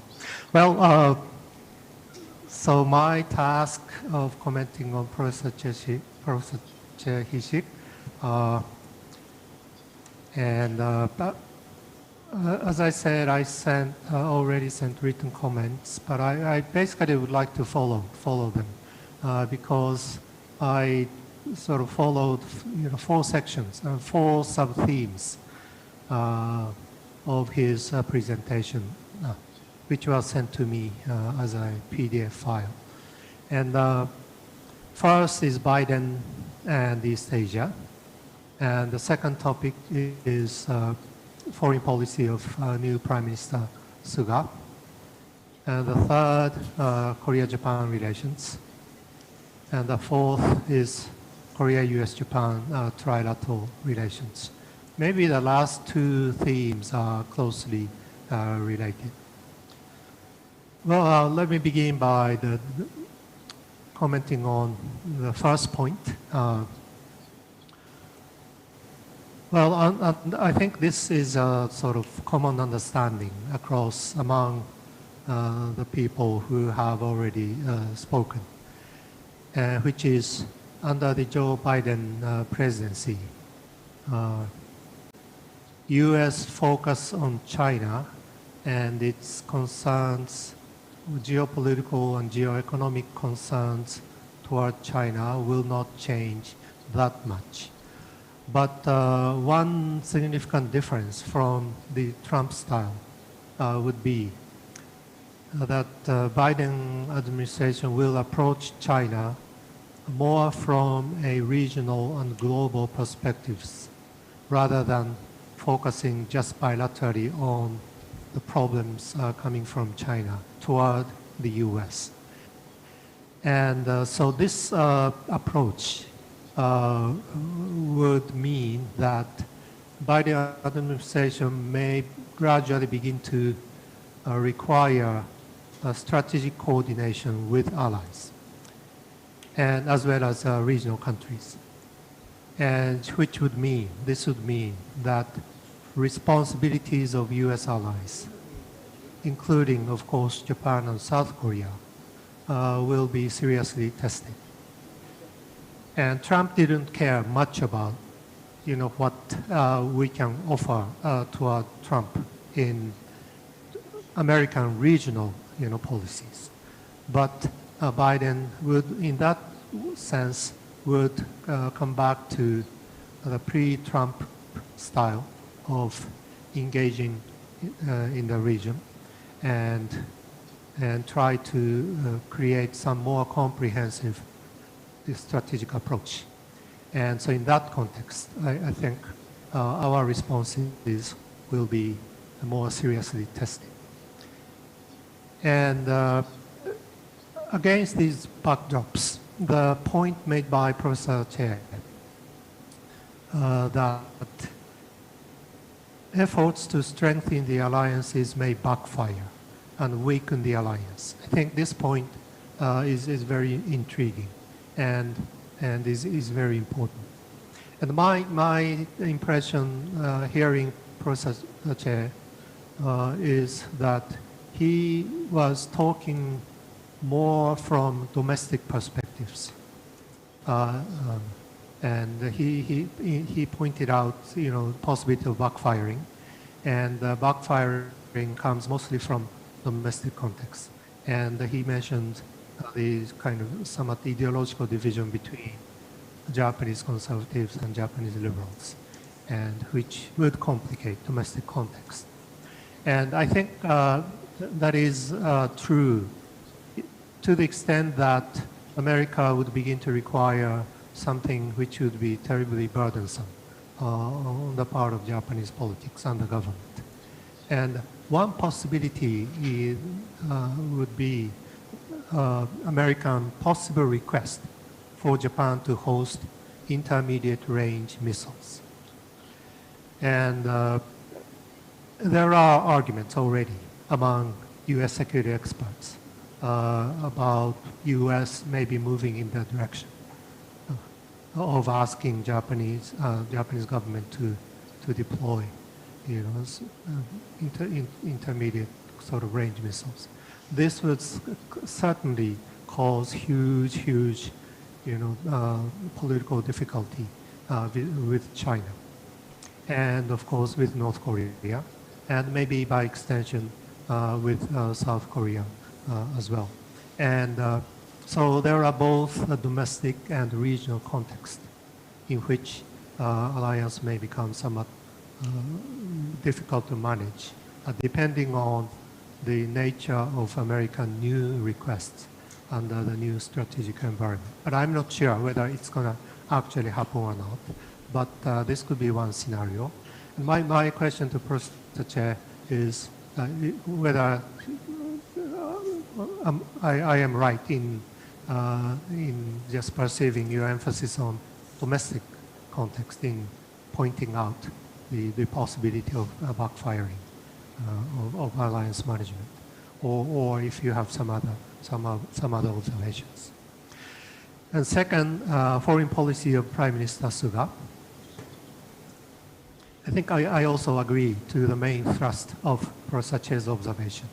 That is, Prime Minister Suga is essentially a leader preoccupied with domestic agenda. And I think at least as far as reading his written sort of text, the presentation material, I think he made some nuanced assertion that the official statement to follow the footsteps of diplomacy of former Prime Minister Abe, Prime Minister Suga stated this. He would follow footsteps of Abe's diplomacy. And this official statement is an indication of Suga's passivity rather than an affirmative endorsement of Abe's foreign policy. And if this is the point made by Professor Che, I completely agree to this observation as well. And this should follow then that there is much room of flexibility for Suga's diplomacy. And this would happen as he consolidates his leadership in Japanese politics. So here is another important question, whether he would be able to consolidate his power base in Japanese politics. At the current moment, his popularity is rapidly decreasing because of, basically because of COVID-19, policies. But so we have to wait until he does this. Before he comes up with some new flexible foreign policy initiatives. And so this is a big if. But on the other hand, I think as a subject of discussion, I think we can pick up this point. That is, to what extent his foreign policy could become flexible and how. And so then it comes to Korea-Japan relations. And I think this point about Suga's possible flexible diplomacy, has a lot to do with the kind of new horizon to be opened between Japan and South Korea. And Well, Professor Che also argued in this context that rather than waiting for the other to move first, both Seoul and Tokyo should act simultaneously. And well, there is a tendency, I mean, in Japanese arguments among intellectuals as well as policymakers, that because the issue has to do with the Supreme Court judgment, you know, Korea should make the first move. I mean, Korean government, the executive branch, should make the first move. And in Korea, I think the argument is, of course, also the other way around. You know, executive branch cannot intervene in this judgment, therefore Japan should act first on the basis of this judgment. And as long as both sides continue this assertion, there is no way out. And so I mean, wisdom of both having to move simultaneously, I think, is really, really deep. But realistically, then how this could happen. And my personal observation for some time now is there should be some kind of negotiations between Tokyo and Seoul in setting up a sort of period of moratorium on this issue. And how you do that, it should be the subject of discussion. And I have my small idea, but I will just stop here for the time being. And so the focus of this, you know, both sides moving together simultaneously, and then what should be the issue, what should be the agenda. I think the issue and the agenda should be about setting up moratorium in one way or another, rather than jumping at a so-called, you know, solution. And but Professor Che suggests, you know, comprehensive solution, including several issues, GSOMIA and you know, Japan's export control and this issue, and which requires, I mean, major leadership coming from both leaders. And of course, and this requires leadership from the top. And if top leaders come to feel like it, of course, this could be achievable. And so the question is whether you know, top leadership would feel like it. And finally, Korea, Japan, U.S. And I think Biden will certainly try to intervene I mean, between Japan and South Korea in one way or another. And this could be tricky because Korea would expect U.S. will be on Korea's side. And Japan would, of course, expect Biden would be on the side of Japan. And so that limits the potential of U.S. role. And I think this has been the case for many years. And U.S. role in intervening between Japan and South Korea has always been limited. That's my take. And and so the point about Korea and Japan should work together first and initiate, you know, this process of working with the U.S. I think again, this is the correct argument, I would argue. But again, realistically, I mean, always the problems has to do with realistic possibilities. But to realize potentials, I mean, there are potentials, I think, for this to happen between us. But realizing those potentials is an issue for politics and diplomacy as an art. And so again, this comes down to the question for the leadership. And my question to Professor Che is, in doing this, he talked about the division of labor between South Korea and Japan. And what do you mean by this division of labor? Or I know what you mean, but what sort of things do you have in mind in terms of labor to be divided? And I think he mentioned this in the context of Korean peace process and approaches toward North Korea. And of course, this is one important issue. But there could be a division of labor between Japan and South Korea in making initiatives toward the United States in the context of Korea-U.S.-Japan relations. And I would appreciate if Professor Che has some thought on this. So I will stop here. Thank you. Thank you very much. Thank you, Professor Aya. I gave you extra 5 minutes because you were in a special situation. You were injured, Sorry.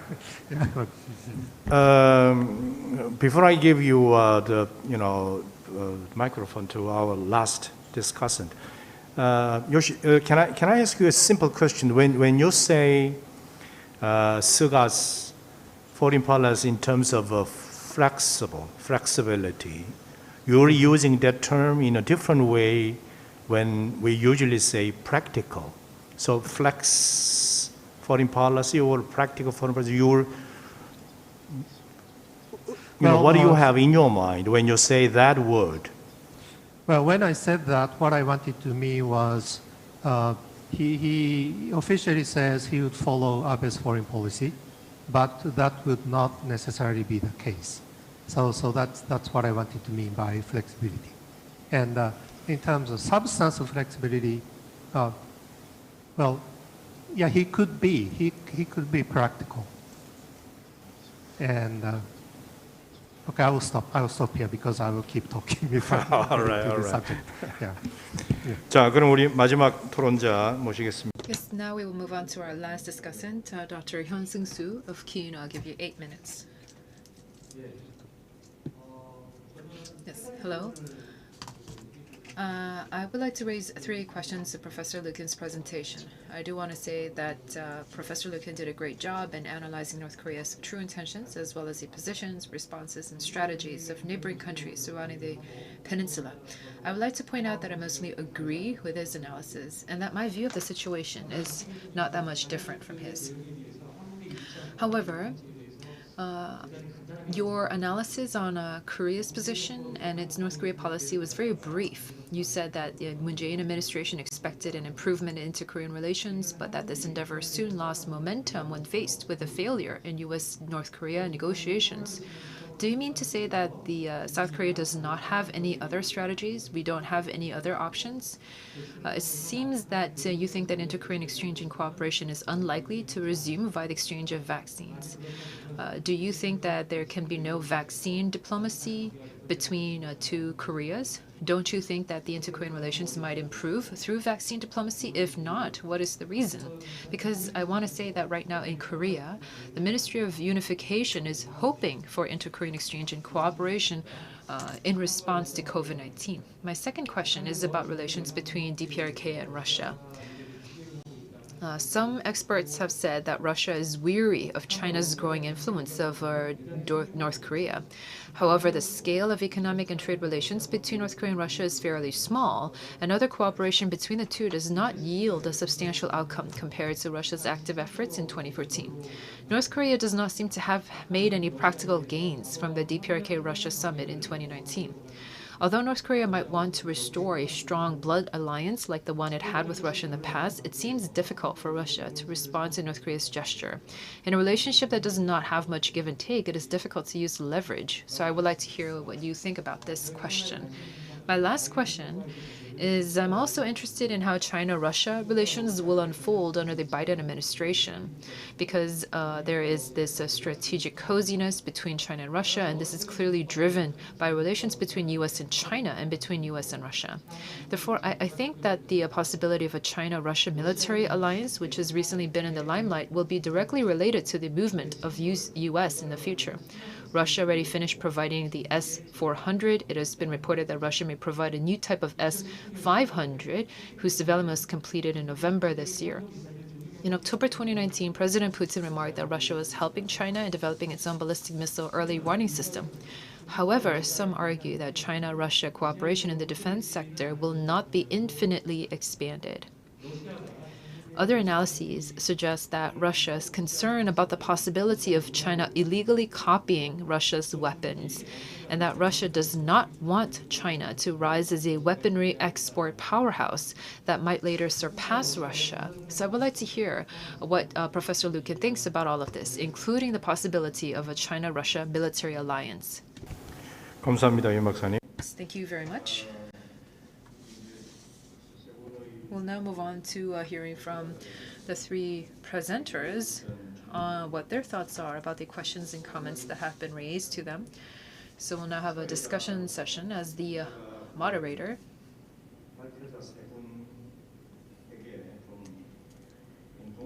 I would also like to ask a question to all three presenters. I'm going to ask this question in English. Would that be okay? With the using the term national interest, but in Northeast Asia as a region, sometimes we are witnessing the term region or regional. For instance, regional identity, regional interest is very limited. There is a comparatively very interesting perspective right after the end of World War II in Europe. They were frequently used the term Europe as a one, or European politics, or Europe as a regional identity. But in Northeast Asia, or even in East Asia, we are not familiar with the regional interest or regional identity. But instead, we are very much familiar with the national interest. Sometimes it is a national interest seems to be clashed or even compete with the others, those of the other nations. What do you think? Do you think, Professor Zhang, Professor Lukin, and Professor Chair, we can categorize the status of the Korean Peninsula in two different types of coexistence. One is confrontational coexistence, or even we can say antagonistic coexistence. That was a very typical way of the situation during the Cold War. But in the current government under the Moon Jae-in of South Korea, South Korea is searching for a new dimension of coexistence rather than confrontational coexistence. South Korea is searching for possibility to establish the peaceful coexistence. So my question is, Professor Zhang and Lukin and Professor Chair, what would be calculation of Chinese calculation about the, peaceful coexistence over the Korean Peninsula? It could be a part of a regional interest, or it could be, how would you calculate it? How would you foresee this kind of a new situation? We call it peaceful coexistence of on the Korean Peninsula. What do you think it would mean to your definition of a national interest, or even it would be a part of the regional interest? Professor Zhang, can you say something about this? Yes, thank you. Well, I will respond to the two questions from the discussion and one question from the chair. First, what China is going to do under Biden? Well, first, China will try to avoid confrontation with U.S. We don't want confrontation. We don't want the new Cold War. We don't want the economic decoupling. And we would like to talk with Biden administration. We would like to negotiate with Biden administration on any kind of issue, especially the pandemic control, economic recovery, and the global issue, including the North Korea issue. China is willing to talk and cooperate with Biden administration on the North Korean nuclear issue. And if the U.S. new administration agree, and China will encourage the North Korea to resume talk with the American administration on the nuclear issue. I think the U.S. and North Korea need to make compromise on the UN sanction and the nuclear issue. Otherwise, it's impossible for the two countries to get the breakthrough on the nuclear issues. Secondly, about China's role in the peace process of Korean Peninsula. I think one of the very important aspects of the peace process of Korean Peninsula should be the denuclearization of Korean Peninsula. That should be the first step of the peace process. And then we need to establish some kind of regional multilateral regime to ensure the peace and prosperity of the Korean Peninsula and also the North Korea and also the Northeast Asia regions. In order to establish this kind of multilateral peace regime, we need the help of all countries concerned, including Japan, Russia, Korea, U.S. Probably the first step to resume to establish the multilateral peace regime should be the resumption of six-party talks. Unfortunately, the six-party talk failed more than 10 years ago. In order to establish the regional multilateral regime, I think probably the resumption of six-party talk is necessary in the future. This is my response to Dr. Sin's two questions. Let me turn to the question raised by the chair about the regional identity and regional interest. You are right that the Northeast Asia region is quite different from the European areas. In Europe, there is the regional identity and regional interest. But in Northeast Asia, we're not able to see the existence of regional identity and the regional interest. That is the tragedy of Northeast Asia regions.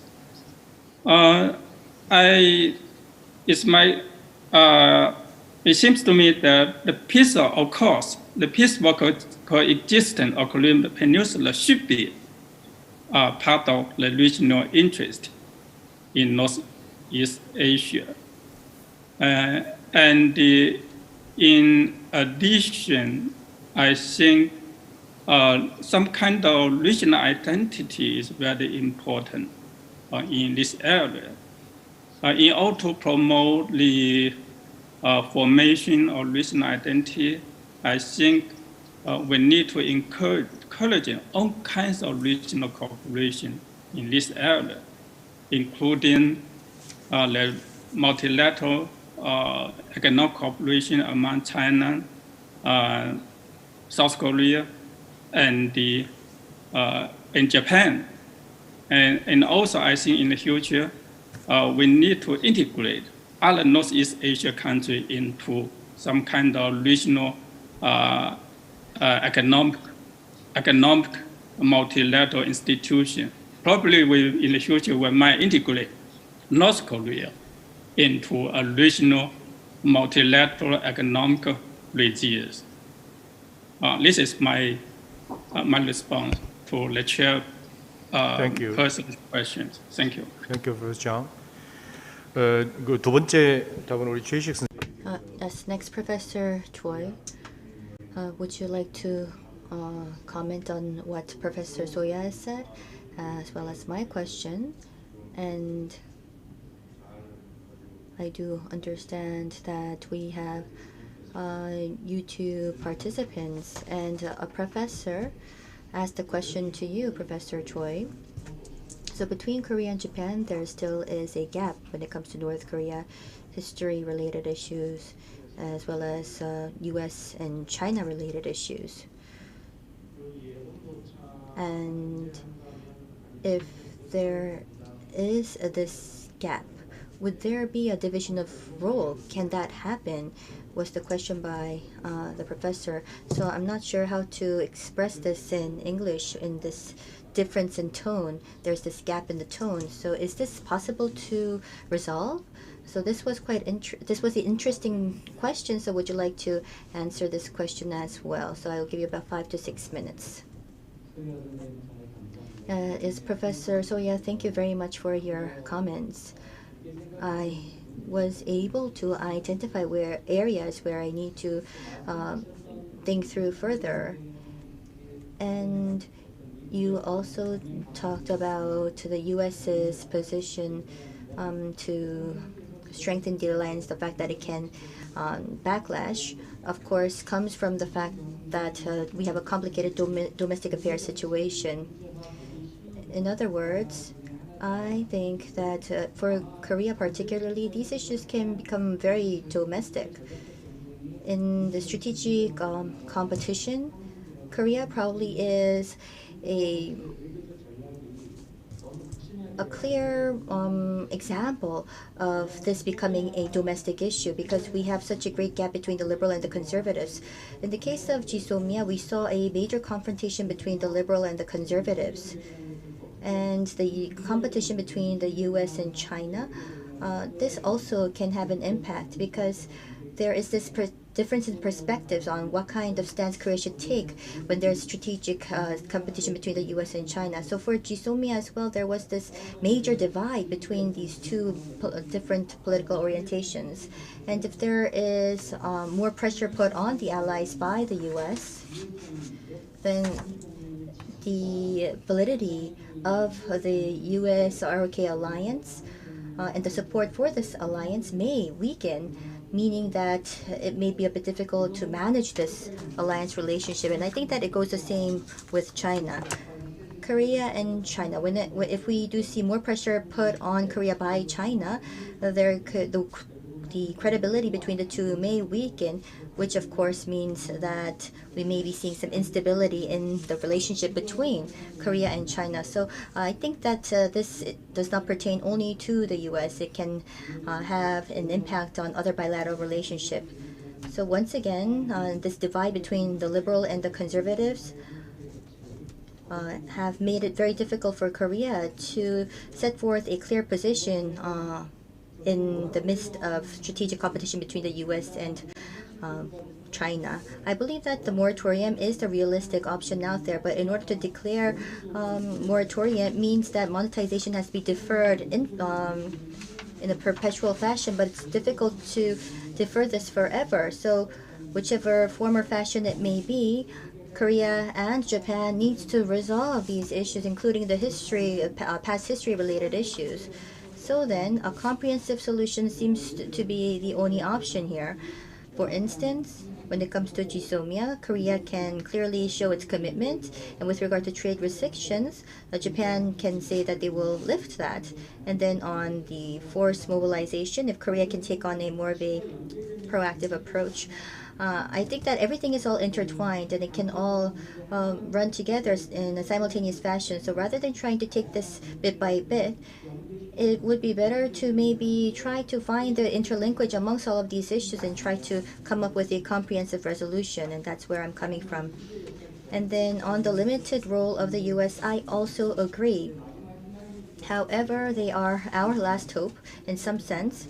So as Professor, you've mentioned, the leadership of Seoul and Tokyo right now is not that robust. So there may be a certain event that's necessary to trigger that will.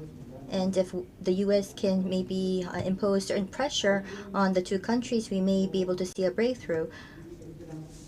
And Biden, when he was vice president, with regard to the comfort woman issue, I do know that he had a lot to say. So if there is ill relationship between Korea and Japan, U.S. understands that they may have to intervene. And if Korea and Japan is aware of this, then I think that already they'll have that on the table and put to action the measures that they have. So the existence of the U.S., I think, can maybe help us resolve the problem that we have with Japan. And in lieu of time, the last question on this gap in tone. What I say is sometimes, well, we may think that there's a gap in the tone, but it may not be a gap.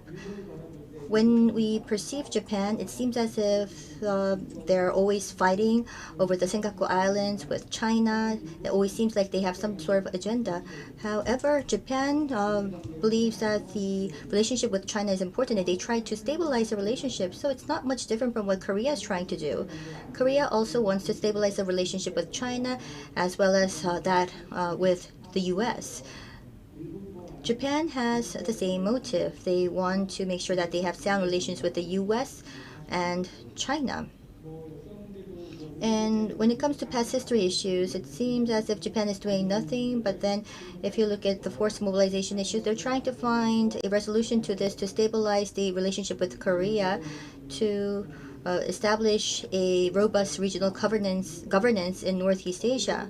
So in some sense, we, Korea and Japan, we seem like we're speaking in different languages, and we may be speaking in different languages, but I would like to say that our action may be the same. Of course, our expressions, there may be a divide because we have a diplomatic strategy in place. We have a vision and direction. However, it's true that we have this challenge with the North, and under that situation, our actions are quite limited. So at the end of the day, the actions that we can put, the actions that we would be engaging in can end up being quite similar. Of course, Japan also talks about containment, but or between the US and China, it seems like it's a tug of war, and in many cases, we may think that. And sometimes maybe we, because of the rhetoric between Korea and Japan, we may get confused. But if we look at the actions from the two governments, it may be in the same vein. We deployed forces, and if you look at this, the two took on a similar approach in the deployment of forces. Of course, they have to think about the US as well as Iran, and at the end of the day, what they were able to do is not follow the request of the US, but have the logic that it was an independent decision to deploy. And Korea and Japan, at the end of the day, engaged in the same action. So we talk about this gap and difference in tone, but if we look at the actions taken by the two countries, there might not be a gap. It's the same case for our policies against the North. So maybe this gap in tone is overestimated or exaggerated up to a certain extent. Yes, thank you. A response from Professor Lukin. Thank you. I'll give you 5 minutes max.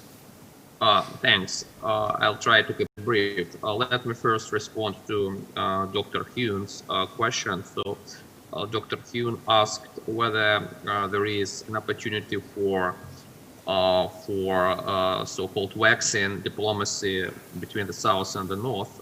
Certainly, that's something which is on many people's minds these days. But frankly, I'm skeptical.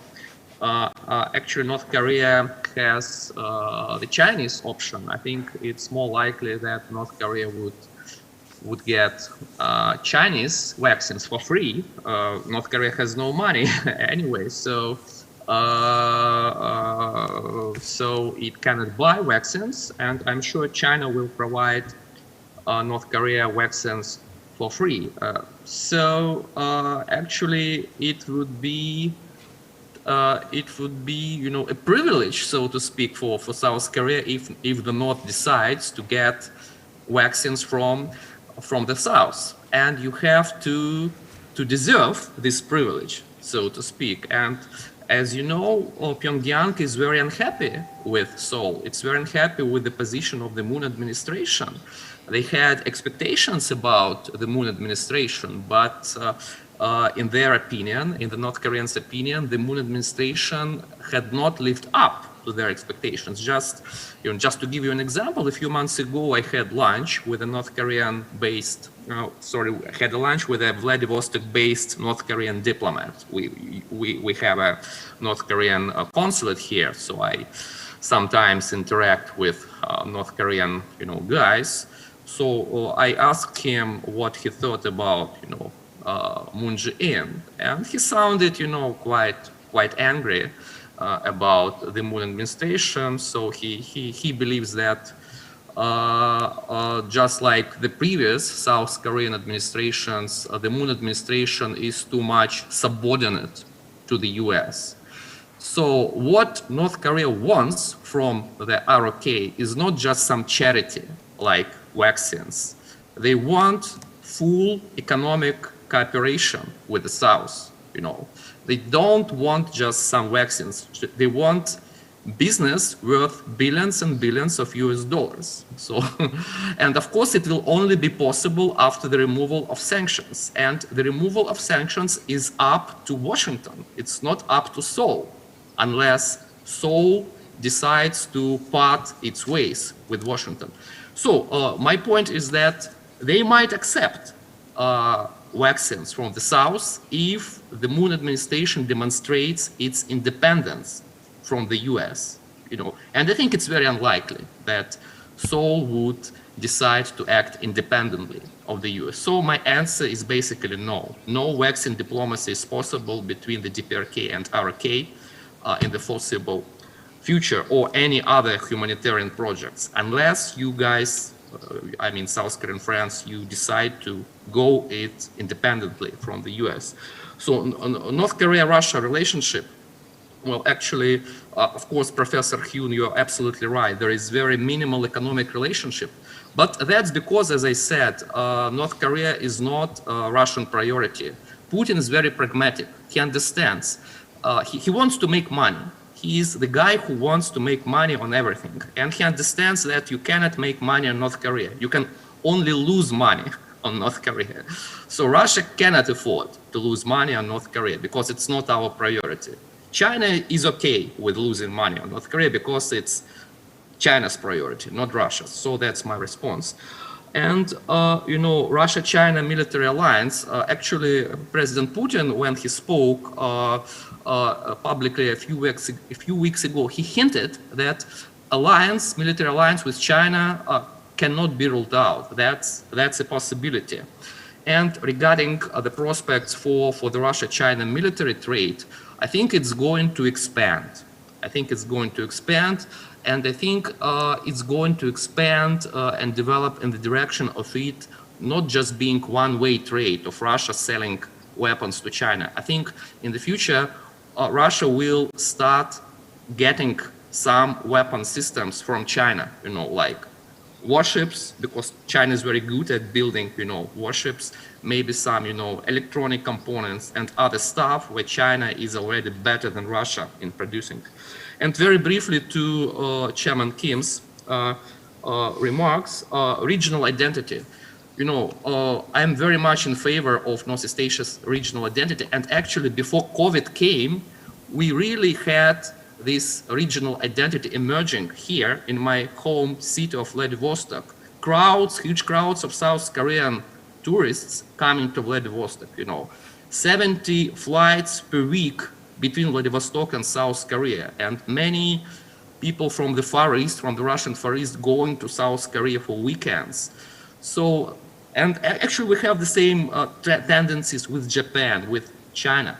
So we really had this emerging trend of kind of regional identity between the Russian Far East and Northeast Asian countries. COVID changed a lot, but I'm still hopeful that after COVID it will be restored. And very briefly to your question on whether China would be happy with peaceful coexistence between the North and the South, let me be very frank and very blunt. I don't think so. China, in my view, wants to be the regional hegemon, not the global hegemon, but certainly it wants to be the regional hegemon in Asia. And it's normal behavior for such a big country. So any country would behave the same way. But if you want to be the regional hegemon, you don't need strong neighbors.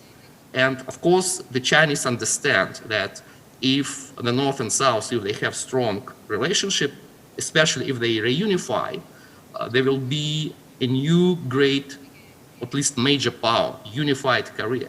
And it will not be beneficial to China geopolitically because it will be direct, competitor to China's, hegemony. So that's why I think that China might not be interested in, too close relations between the South and the North, let alone Korean reunification. But that's my personal view. Yeah. So, thank you very much. Thank you, Professor Kim. 우리는 시간이 되어 버렸는데요. I think we don't have more time remaining, and if we did have more time, it would have been great to talk about the peace process on the Korean Peninsula, reactivating this peace process after the U.S. presidential election, but I think we don't have the time to do that.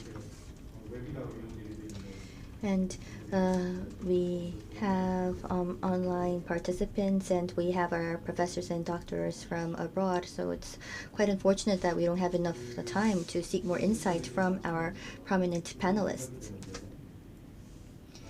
As I'm concluding and as I'm wrapping up this session, my comment is the following.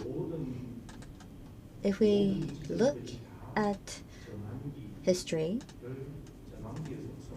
there's always a transition. There is a transitional period, and every time there are these certain points or milestones along the way. In other words, there are situations where there is a momentum or a lack of a momentum. Sometimes it may go the other way around. It may seem a bit abstract, but the reason why I say this is because the first half of 2021, in terms of the history of the Korean Peninsula, will be a very important fork in the road. So we will be standing at a very critical crossroad. And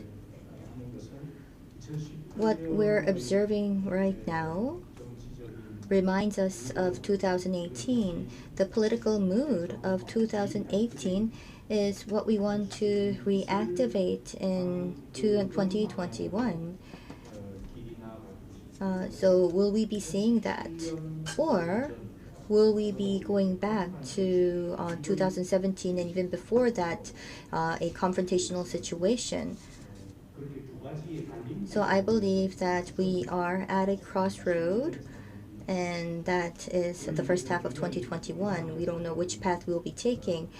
So I believe that this is a very important juncture, a critical crossroad in history. For some, it may be perceived as a political game that existed all along, that it's no different. But if we look at the long-running history, this crossroad may determine the fate of the Korean Peninsula. So in some sense, I think that it's also a desperate crossroad for the Korean Peninsula. Right now, we're engaging in academic observations and engaging in debate and discussions, but what I want to say is that this juncture may be more important than we imagined. So that was something that I wanted to talk about, and there were some more comments that I wanted to share, but because we are behind schedule, we will have to wrap up this session. I would like to particularly extend my gratitude to Professor Zhang Xiaoming and Professor Artyom Lukin, and also Professor Soya. Despite your injury, thank you very much for joining us today. And we also have our online participants taking part in the conference via YouTube. So Professor Shin Jung-ho of Dongsu University, thank you very much for your active participation. Thank you, speakers, panelists, and let me conclude the session. Yes, with this, we would like to conclude the KINU International Conference on Seeking a Peace Process on the Korean Peninsula after the U.S. presidential election. I would like to extend my gratitude to our speakers and discussants and all online participants. And let me now bring the conference to a close. Thank you. 잠시 기념 촬영을 하도록 하겠습니다. 장례 참석해 주신 연사께서 무대 앞으로 나오시기 바랍니다.